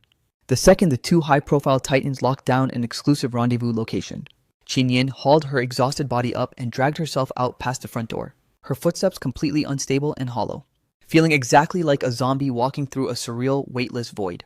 Exactly 30 minutes later, inside the walls of an ultra-exclusive, hyper-minimalist private tea house, the two opposing forces sat dead center across from each other. He Jixing looked to be in an absolutely pristine, radiant mood, every sharp contour of her face practically overflowing with the subtle, intoxicating glow of victory. The effortless, terrifying composure of an absolute apex predator. The moment she settled into her seat, Xinian's paranoid eyes instinctively began scanning the perimeter of the private room. Still harboring a pathetic delusional hope that perhaps my silhouette would manifest, ceased the scanning. He isn't anywhere near the zip code. He Jixing shattered her desperate mental fantasy with absolute zero hesitation or mercy. Taking an elegant slow sip of her premium tea, she added, "He harbors absolute zero desire to breathe the same air as you." Met with that ruthless reality check, Qin Yan awkwardly yanked her searching gaze back. The way she locked her eyes onto He Jixing this time, however, completely lacked her historical, meticulously rehearsed attempts at brown-nosed flattery, replaced instead by a toxic undercurrent of pure unadulterated resentment and absolute frost. Funny, historically, I never realized a high society heiress like Miss He derived pleasure from hijacking other women's husbands. What exactly is your endgame for orchestrating this entire corporate execution? Is all of this elaborate psycho-theater just to retaliate because I successfully stole Huaifeng away from you back then? The exact microsecond the phrase hijacking other women's husbands vibrated through the air, He Jixing suddenly erupted into a low, elegant laugh, a sound completely saturated with pure venomous irony. She and Zhang Huaifeng had been profoundly intertwined since childhood, sharing every milestone. So if the narrative of their lives genuinely contained a toxic home-wrecking villain who aggressively hijacked someone else's true love, it would absolutely undeniably never be her. She was the literal day one occupant of his heart. But He Jixing completely refused to waste her breath uttering those sentimental facts out loud. She simply set her porcelain teacup down with absolute grace, and flawlessly extracted two heavy official corporate dossiers from her designer handbag, unfolding them before sliding the legal documents dead center into Qin Yan's perimeter. This specific contract right here, Mao. Her manicured finger hovered directly over the first stack of legal papers, tapping the document twice with a sharp, rhythmic click that resonated through the quiet room like a ticking clock. Is a guaranteed multi-million-dollar capital injection agreement. The exact second your signature touches this dotted line, I personally guarantee the Qi Corporation will not only survive this extinction event, but will scale to heights your board has never even dreamed of. Qin Yan stared at that golden lifeline of a legal contract, her bloodshot eyes temporarily igniting with a desperate spark of hope, which was violently and instantly extinguished the very next microsecond. She was a seasoned predator. She knew damn well there was no such thing as a free lunch in this economy. He Jixing smoothly lifted the second legal dossier, stacking it directly over the capital injection agreement like an executioner's blade. But the non-negotiable prerequisite is that your signature must permanently lock down this document first. Qin Yan frantically flipped open the heavy cover page, and the giant bold predatory typography spelling out divorce agreement brutally slammed into her visual cortex like a physical blow. And resting directly at the bottom was my clean, unmistakable signature pre-signed without a hint of hesitation. Those impeccably neat, elegantly structured characters brutally hijacked Qin Yan's consciousness, dragging her memory screaming back to our nostalgic university days. The vivid imagery of the exact moment she intercepted my very first love letter manifested in her psyche as if it had transpired just yesterday. The afternoon sun was beaming flawlessly, and my face was completely crimson as I awkwardly thrust the letter into her hands, before spinning on my heel to bolt away in pure panic. That exact nostalgic handwritten confession was a relic she still secretly guarded inside the absolute deepest compartment of her executive desk drawer. The ink strokes on that parchment were identical to the absolute death warrant staring her in the face right now. I rarely ever put pen to paper to write anything by hand these days, and the number of times her eyes had actually traced my handwriting could be counted on a single hand. She had naively fantasized that the next time my script manifested before her, it would be in the form of a beautiful revitalized love letter, or perhaps a sentimental milestones journal dedicated to our growing child. She never in a million agonizing years could have predicted that after all these seasons of emotional disconnect facing my ink once more, would happen under the absolute brutal execution of a permanent divorce filing. I will absolutely never sign this garbage. Qin Yan violently slammed the legal dossier shut, her vocal delivery visibly trembling with a chaotic mix of panic and toxic stubbornness. I already made my stance clear. I am never granting you a divorce. As for the structural collapse of my corporation, I will engineer a back alley solution myself. I don't require a single cent of your billionaire charity. The exact second she spat her defiance, she bolted upright to initiate her grand exit, forcing her spine into a rigid, commanding posture that ultimately radiated nothing but a fragile, desperate, bluffed-out bravado. He Jixing remained completely unbothered, effortlessly sinking deeper into the plush back of her seat, folding her arms over her chest with maximum elite composure, and locked her razor-sharp eyes onto that retreating silhouette before launching a verbal missile, in a dangerously airy, dismissive tone. Are you completely certain you want to gamble on that absolute delusion right at that precise cinematic cue? The smartphone buried deep inside Qinian's designer pocket suddenly erupted into a piercing, frantic ringtone. She snatched the device and connected the line, listening to the frantic voice on the other end for mere seconds, before every single drop of color completely drained from her face, leaving her a ghostly pasty white. Her manicured fingers clamped around the titanium frame with such intense force that her knuckles turned pure white. Our primary corporate banking accounts have been completely frozen. How on earth is that legally or financially possible? Her pitch spiked into a throat-shredding shriek, absolutely saturated with a sudden paralyzing wave of pure unadulterated panic. The line abruptly went dead, dropping her back into reality. She pivoted her stiff robotic body around in absolute slow motion, the frantic gaze she locked onto He Jiqing's serene face, now completely overflowing with an explosive cocktail of pure shock and blinding, helpless rage. And just like that, it appears your absolute last chip on the gambling board has been vaporized. He Jiqing manifested a flawless, smug expression that proved she had mapped out this exact trajectory hours ago, even possessing the sheer chaotic audacity to casually pour herself another steaming cup of premium tea. Qi Nian charged back to the table in a blind, furious trance, slamming both of her trembling palms flat onto the polished mahogany surface, leaning her entire upper body aggressively into He Jiqing's personal space, her pupils absolutely ablaze with toxic resentment and pure unadulterated venom. You orchestrated this entire illegal ambush, didn't you? He Jiqing merely executed a casual, completely dismissive shrug of her shoulders, leaving the accusation entirely open-ended without a formal confirmation or denial, though the lethal smugness radiating from her eyes delivered an undeniable message. I historically harbored the naive delusion that a legendary heiress like Miss He would never stoop to utilizing such underhanded, back-alley corporate terrorism. Qi Nian hissed the words through her clenched, vibrating jaw, forcing every single syllable out as if she were literally grinding her teeth to dust. He Jiqing finally shifted her spine into a dominant upright posture, deliberately extracting a heavy multi-$1,000 luxury fountain pen from her designer bag, deliberately and smoothly uncapping the luxury pen. She slid it across the table until it rested perfectly within Qi Nian's trembling reach, hoisting her hand to execute an incredibly mocking open palm gesture of invitation. I never once claimed to operate as some hyper-moral saint, CEO Qi. She flashed a dazzling, venomous little smirk, though the temperature in her eyes plummeted to absolute sub-zero. Lest you forget, you literally just accused me of harboring a toxic craving for other women's husbands. This precise verbal counterstrike landed like a devastating, high-impact backhand slap, viciously detonating against whatever remained of Qi Nian's fragile ego. Her entire face violently flushed into a deep, suffocating shade of crimson. Yet her tongue remained completely paralyzed, utterly incapable of formulating a single defense. She ceased trying to engineer a witty verbal retaliation, instead locking her dead, unblinking focus onto the two legal dossiers spread before her, her vacant eyes completely devoid of any remaining soul. Sure, a toxic corner of her mind genuinely claimed to love me. Or more accurately, she was profoundly obsessed with the elite status power, an ultimate high society leverage that the title of Zhuang family heir naturally provided. But forcing her visual cortex to watch the brutal systemic demolition of her life's work, the corporate titan she built from absolute scratch, sacrificing every single drop of her youth, health, and energy to manifest, imploding into a pile of worthless ash right before her eyes, was something her pride simply couldn't withstand. He Jixing didn't execute a single aggressive gesture to rush the process, merely continuing to sip her premium tea with maximum elite tranquility, acting as if she were front row at a deeply entertaining, tragic theatrical performance. As the very last drop of tea was slowly drained from the porcelain cup, Qi Nian's eyelids had already flared into a raw, bloodshot rim of pure desperation, yet tracking the subtle, erratic trembling vibrating through Qi Nian's body, and watching her fingertips slowly but surely creep toward the heavy luxury fountain pen. He Jiqing had already flawlessly calculated the absolute final checkmate.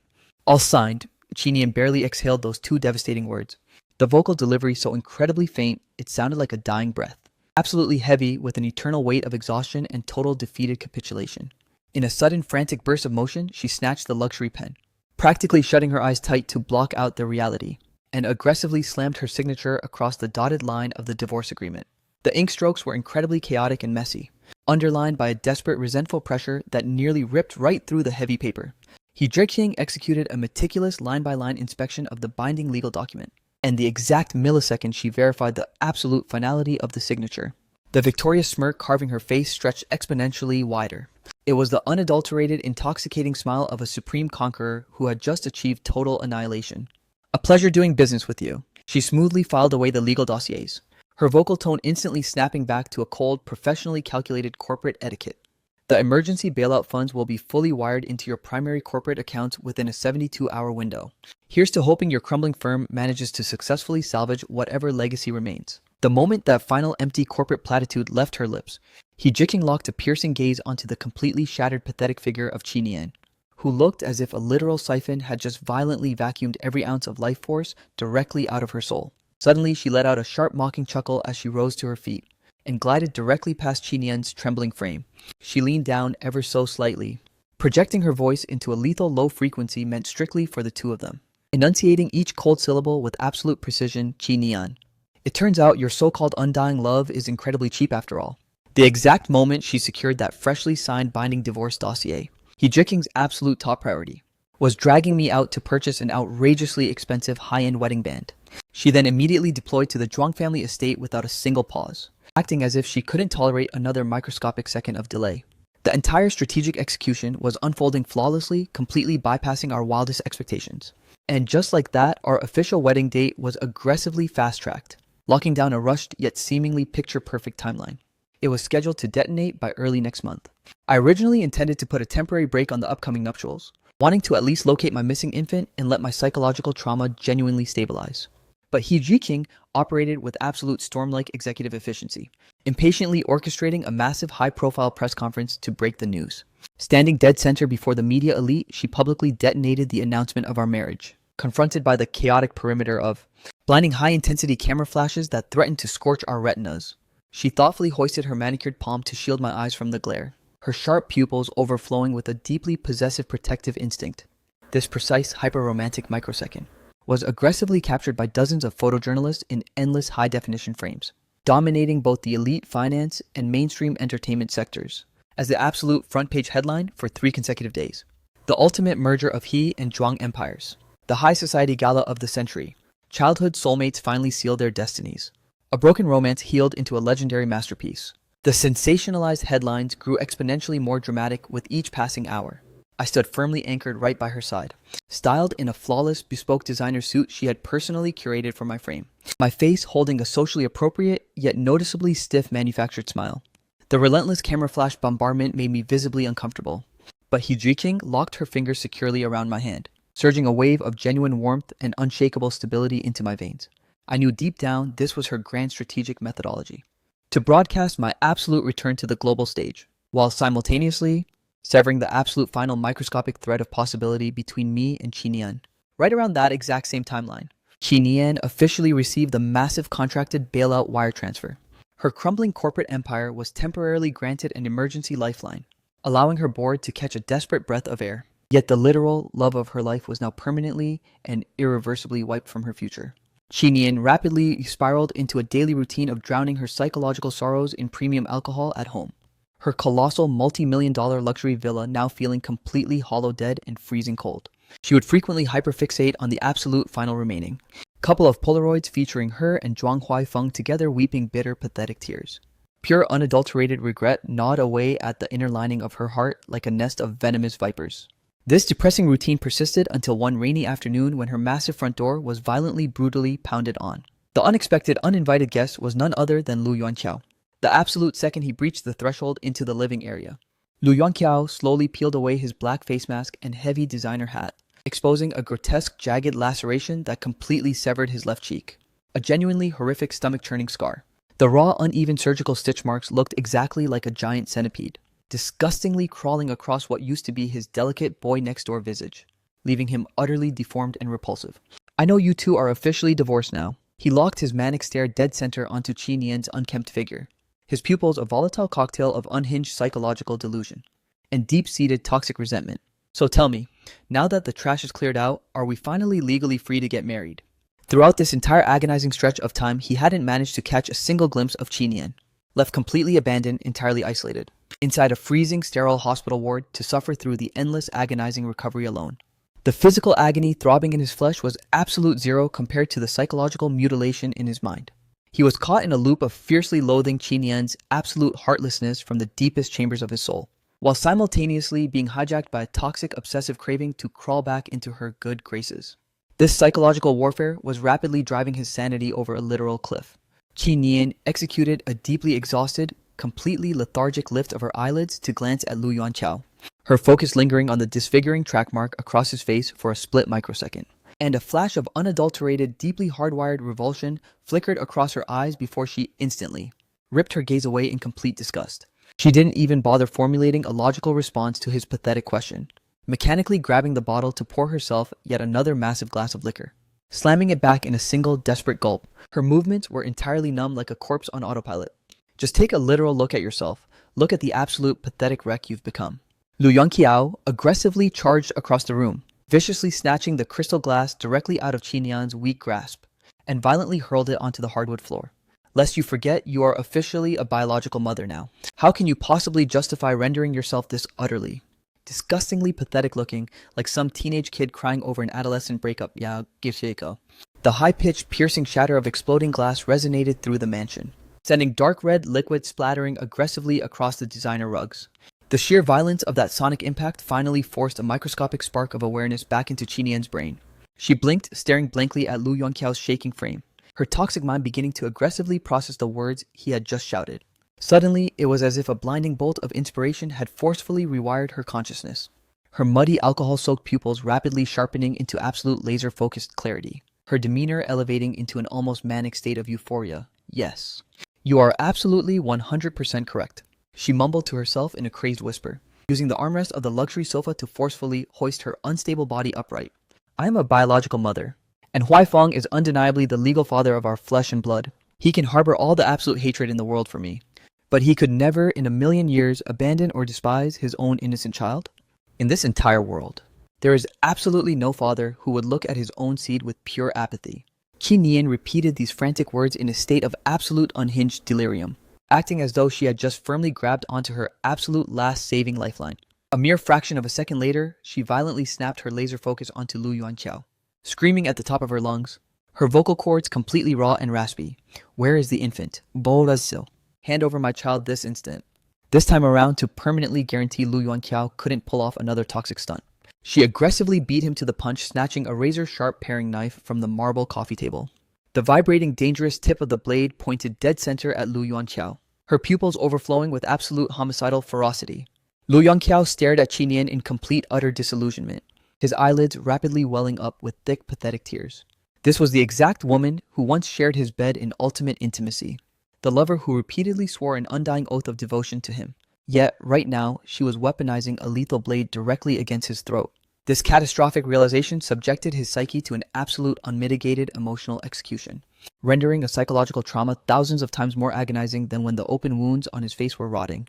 Where is the child? Hand my flesh and blood back to me right now. Witnessing Lu Yuanqiao remained completely paralyzed and non-responsive, Qin Yan bellowed the demand once more through a chaotic torrent of tears and pure rage, forcing the edge of the blade a microscopic fraction closer to his flesh. Yet Lu Yuanqiao merely anchored his gaze on her, letting the heavy tears cascade down his scarred face, refusing to utter a single solitary word, acting as though he had officially made up his mind to drag them both down into eternal ruin. Qin Yan's fragile patience completely evaporated into thin air. She executed a lightning-fast aggressive stride to close the physical gap, viciously clamping her fingers around Lu Yuanqiao's windpipe, pressing the razor-sharp tip of the blade flush against his throbbing carotid artery.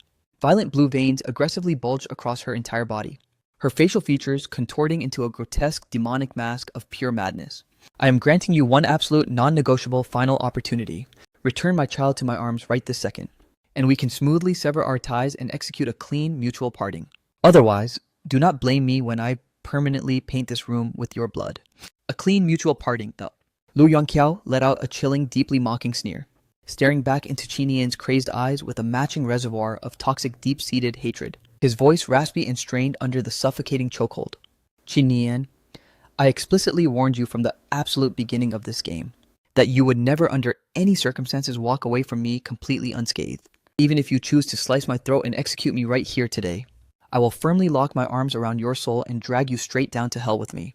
Witnessing that he was entirely immune to both diplomatic negotiation and physical execution, the absolute last microscopic thread of restraint inside Qin Yan's mind, and rational sanity completely utterly vaporized into thin air. The monumental corporate pressure coupled with her toxic obsession over me pushed her over the edge into absolute unhinged psychological madness. Consequently, she locked a white-knuckle grip around the tactical dagger and violently drove it forward, aiming straight for Lu Yuanqiao's vulnerable windpipe. The razor-sharp tip of the blade instantly sliced through the soft skin of his neck, causing deep crimson blood to immediately erupt from the laceration, feeling intensely warm, thick, and viscous. The sudden agonizing burst of physical trauma forced Lu Yuanqiao to realize that Qi Nian wasn't merely executing an empty bluffed-out threat. She was genuinely prepared to orchestrate a literal, cold-blooded murder, proving she would cross any human boundary for my sake. Qi Nian, are you genuinely prepared to execute me like an animal? Lu Yuanqiao's vocal delivery warped into a horrific screech of pure terror and pain. Have you completely wiped our beautiful, intimate memories from your soul? You swore an oath that your heart would belong to me for all eternity. Lu Yuanqiao's cascading tears merged with the hot stream of fresh blood, splattering drop by drop onto the back of Qi Nian's trembling hand. Yet this intense, warm, tactile sensation failed to resuscitate a single microscopic atom of affection within Qi Nian's dead heart. Instead, she clamped her fingers around the hilt with even more savage force, sinking the edge of the blade another terrifying millimeter into his flesh. The excruciating pain caused cold sweat to instantly erupt across Lu Yuanqiao's body, as the primitive panic of impending death finally shattered his psychological resistance. Weeping hysterically, he managed to choke out a frantic stuttering plea, "Stop! Don't murder me, I'll spill everything." Qi Nian's suffocating grip instantly loosened by a microscopic fraction, her entire face radiating a manic, hyper-impatient desperation as she glared down at him, her voice trembling violently as she demanded which specific orphanage. "Spit out the location this instant," she aggressively barked, forcing the tip of the blade back against his throat to maximize the leverage. The Sunshine Welfare Institute on the west side of the city. Lu Yuanqiao panted heavily, barely gasping out the official name, before the rapid blood loss and trauma caused his consciousness to rapidly blur out. The exact millisecond Qi Nian processed that specific geographical location, a terrifying, blinding spark of absolute hope exploded within her pupils. She violently shoved Lu Yuanqiao away from her body, leaving his limp, broken form to collapse onto the floor like a sack of garbage. Without wasting a single microscopic second to check if he was breathing, she spun on her heel, snatched her car keys from the counter, and sprinted out the door toward her vehicle like a woman completely possessed. At this exact cinematic microsecond, her psychological hardware was entirely hijacked by a single psychotic obsession: the infant. The second I secure custody of our child, Huaifeng will have absolute zero choice but to return to my side, and we can flawlessly reboot our life together. Ironically, throughout the past seasons, she had consistently maintained a philanthropic routine of wiring donations to several local orphanages, and the Sunshine Welfare Institute happened to be on that specific corporate roster. Perhaps this completely accidental, superficial act of high society charity was delivering a microscopic, fleeting glimmer of absolute luck at this critical juncture. She encountered virtually zero institutional resistance or red tape, and seamlessly accessed the intake records of recently processed newborns, instantly identifying her biological son from the system photograph, when her trembling arms finally secured that precious long-lost infant, anchoring him tightly against her frantically beating chest.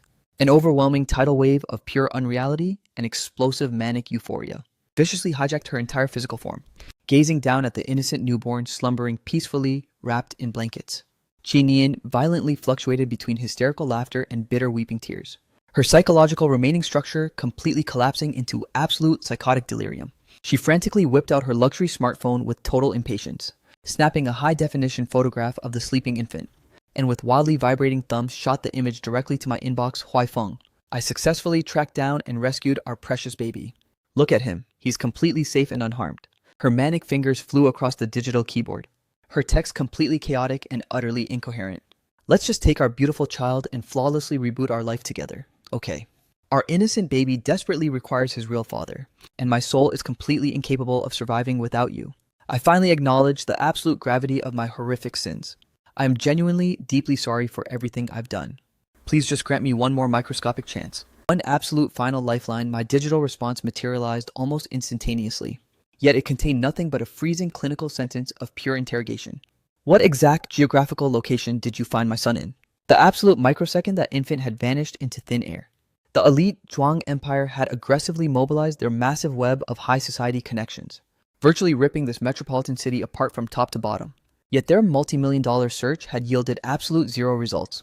Now for Qi Nian to magically locate this missing child with such effortless ease, it caused absolute war bells to detonate inside my brain, triggering a primal hardwired instinct to heavily suspect her true motives.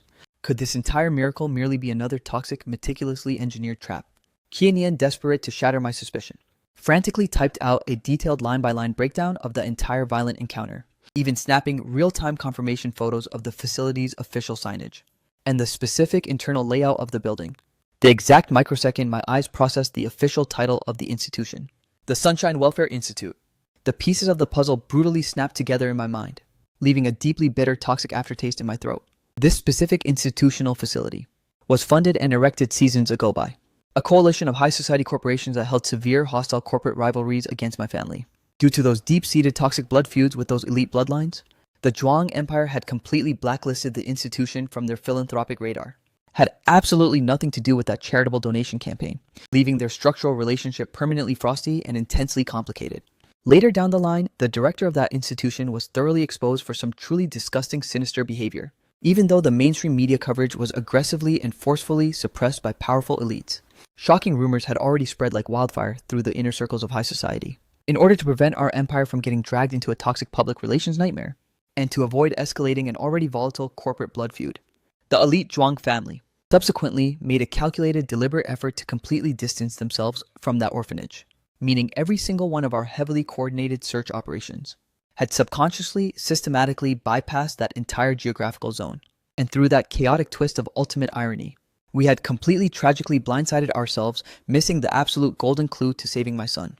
It was as if destiny itself had executed a profoundly cruel, sick joke at our expense. My entire soul was overflowing with a deeply bitter, suffocating resentment, even though I ultimately chose to believe that Qinian wasn't spinning a toxic lie this time. The sheer paralyzing helplessness of being utterly toyed with by fate still left me feeling profoundly exhausted and intensely mocked by the universe. I lightning-fast shot over the digital pin for a high-end restaurant location, my text vibrating with an aggressive, non-negotiable urgency. Bring my son directly to this location. Right this absolute second. Staring at those few curt clinical words on her screen, Qinian felt a furious spark of desperate hope instantly ignite within her chest. She naively assumed that my cold exterior had finally melted, and that I was actually preparing to grant her a romantic lifeline. She, with extreme fragile care, wrapped the infant securely in heavy blankets, and with a heart overflowing with manic anticipation accelerated toward the designated coordinates. Throughout the entire drive, an involuntary smirk crept up onto her face, her mind completely high on delusional fantasies of a legendary romantic reunion and a picture-perfect, heartwarming family comeback story. However, the exact split second her luxury vehicle pulled up to the curb of the designated restaurant, a massive, completely out-of-control semi-truck barreling down from the intersection came screaming directly toward her driver's side door at terminal velocity. A deafening, soul-piercing horn blast violently detonated through the atmosphere. Before Qinian could even process the visual of impending death, a world-spinning shockwave of white-hot, agonizing trauma violently hijacked her entire anatomy. The apocalyptic thunder of the high-velocity impact, the violent shattering of safety glass, and the screeching groans of collapsing structural metal melted into a singular sonic nightmare. By the time a microscopic spark of consciousness managed to reboot inside her shattered mind, she discovered herself brutally pinned inside the completely crushed, deformed cockpit of her vehicle, lying completely paralyzed in a rapidly expanding pool of her own deep crimson blood. Every single nerve ending was screaming in unmitigated agony, leaving her entirely immobilized. She summoned every remaining drop of her life force, desperately trying to pivot her skull toward the passenger side to check on the infant, secured within the protective car seat. But her spine felt completely shattered, refusing to execute even a millimeter of movement. She could do nothing but agonizingly roll her pupils sideways, and through the spiderweb cracks of the shattered window, she could vaguely make out a massive crowd of pedestrians rapidly gathering around the wreckage, pointing fingers and gasping in horror. As her vision began to blur into absolute darkness, she could hear the chaotic chatter of the surrounding onlookers echoing erratically, fading in and out. What an absolute tragedy. Such a tiny innocent infant gone just like that. He looks completely non-responsive. I don't think he's breathing. The mother still seems to have a pulse. Someone call an emergency medical team right now. These devastating words acted like the sharpest, most lethal icicles, viciously stabbing straight into the core of Qinian's heart and cerebral cortex. Her flesh and blood was permanently wiped out. An apocalyptic wave of unmitigated grief and agonizing disbelief instantly, completely submerged her entire psyche. Her vision abruptly blacked out, and she officially lost all remaining consciousness. At the absolute final microsecond before her awareness completely dissolved, she could faintly detect the high-pitched blare of approaching ambulance sirens, receding from the distance into total hollow silence, along with the voice of a specific man so familiar it caused her heart to wrench in unbearable agony. Hysterical weeping screams seemed to echo from a universe away. My baby, someone save my baby, when Chinian finally drifted back into consciousness. The view beyond the window was consumed by a deep, suffocating midnight, wrapped in an absolute dead silence, her body executing an involuntary violent tremor. She extended a weak hand, frantically clawing and searching across the hospital blankets, desperately craving to touch that warm, delicate, and soft little body, only for her fingertips to freeze against a completely cold, hollow, and empty mattress. My infant, where on earth is my baby? She choked out a frantic whisper, her vocal delivery incredibly raspy, parched, and broken. The sterile fluorescent lights of the ward were suddenly snapped on with a sharp click. The blinding high-intensity illumination forced her to instinctively shield her eyelids, and the exact moment she forced them open again, she locked eyes with me, my expression completely frozen like deep water, standing there like a freezing zero-temperature marble statue, silently anchored dead center in the doorway. Those exact pupils that once overflowed with an absolute obsessive infatuation for her were now entirely replaced by a sub-zero, razor-sharp wall of pure despair and unadulterated hatred. And pinned securely within my arms, I was white-knuckling a small dark velvet, shrouded ceremonial urn box. The exact millisecond Chinian's gaze collided with that specific miniature casket. Every single drop of blood in her veins instantly turned to absolute ice. She processed with horrific clarity exactly what was contained within those dark borders. Huaifeng, please, you have to let me explain. Chinian executed a panicked, chaotic scramble, trying to force her broken spine upright, her voice laced with an unhideable, vibrating terror and pure psychological panic. Yet the words escaping her throat materialized as completely pale, hollow, and pathetic. What could she possibly even attempt to justify? Argue that she didn't deliberately engineer the high-velocity traffic catastrophe. At the end of the day, that innocent child had met a violent demise entirely because of her actions. It was her psychotic insistence on forcefully reclaiming custody of the infant, and her utter distraction while operating the vehicle. Chinian, I finally spoke, my voice radiating a terrifying sub-zero calmness that felt infinitely more spine-chilling than any psychotic roar. Is this the grand finale you wanted? Are you completely, utterly satisfied now? A single solitary tear cascaded down my completely paralyzed, hyper-rigid cheek, without a single millisecond of warning, splattering directly onto the velvet-lined casket pinned within my hands, leaving a dark permanent stain across the premium fabric. Fixating on that agonizingly miniature ash urn, Chinian's fractured mind instantly hallucinated the phantom vision of how incredibly warm and delicate her infant had felt while nestled in her embrace. That impossibly soft pure flesh, and that faint sweet scent of baby powder. An unmitigated soul-shredding spike of psychological agony instantly hijacked her nervous system, and completely losing all remaining restraint, she buried her face in her trembling palms, erupting into a visceral, lung-tearing shriek of pure torment. My baby, her vocal delivery was completely agonizing and high-pitched, overflowing with an eternal reservoir of toxic regret and absolute despair. Chinian, I stated, coldly observing her hysterical weeping, while my internal emotional landscape remained a completely numb, frozen wasteland. In a just world, cold-blooded killers would pay for a life with their own life. You should count your absolute lucky stars that the forensic investigation of this catastrophic wreck legally determined the out-of-control semi-truck driver to be the sole party at fault. My voice paused for a calculated microsecond, as each subsequent syllable materialized like a venom-coated dagger, brutally lacerating her remaining sanity. But within the chambers of my soul, you are completely indistinguishable from a literal murderer. For the entire duration of my natural life, I will never under any circumstances grant you forgiveness. The second the words left my lips, I executed a ruthless, absolute spin on my heel, white-knuckling the miniature velvet box as I prepared to permanently exit her life. Contained within those walls was my eternally severed flesh and blood, the absolute final microscopic shred of warmth and solace, salvaged from the ashes of this catastrophic, toxic failure of a marriage. Huaifeng, please do not abandon me. I am begging you on my hands and knees, Chi. Nian wailed hysterically, completely disregarding her fractured anatomy and the IV needles driven deep into her veins, violently launching her broken body toward the edge of the mattress, crashing heavily onto the sterile tile floor. She executed a pathetic scraping crawl, extending her trembling fingers to desperately grab the hem of my trousers. Just grant me one more microscopic opportunity on me, please. Huaifeng, I swear to God, I finally comprehend the absolute horror of my sins. Gimno. I will gladly sacrifice my own life to repay you for this tragedy. Don't take my baby away! I am begging you, please don't leave me. My steps abruptly halted, yet I refused to grant her a single backward glance. I have already granted you countless second chances throughout this toxic nightmare, my vocal delivery echoing with a profoundly exhausted, hollow resonance. At this point, my solitary wish is for our paths to permanently diverge, becoming absolute strangers. We will never cross paths again in this life or the next, leaving that final curse behind. I white-knuckled the small urn containing my child, and with heavy, agonizingly deliberate steps permanently exited the sterile confines of the ward, refusing to execute even a single backward glance. From that chaotic afternoon onward, absolutely no one crossed the threshold into Qinian's isolated hospital room ever again. She was left completely abandoned to suffer through the mental torment of her recovery alone. And as the lacerations on her physical flesh gradually began to stitch together, the gaping, bleeding void within her soul only expanded further into absolute darkness. Every single time the pitch-black midnight brought a suffocating silence, every microscopic memory of her life together with me would violently crash over her consciousness like a merciless, suffocating tidal wave. A massive 6-year era of their history, spiraling from absolute pure bliss down into the dirt of toxic betrayal, and shifting from possessing total happiness to suffering absolute ruin. I had truly deeply cherished her above all else in the world, sheltering her like a priceless diamond within the palm of my hand, and offering her every single luxury and devotion I humanly had to give.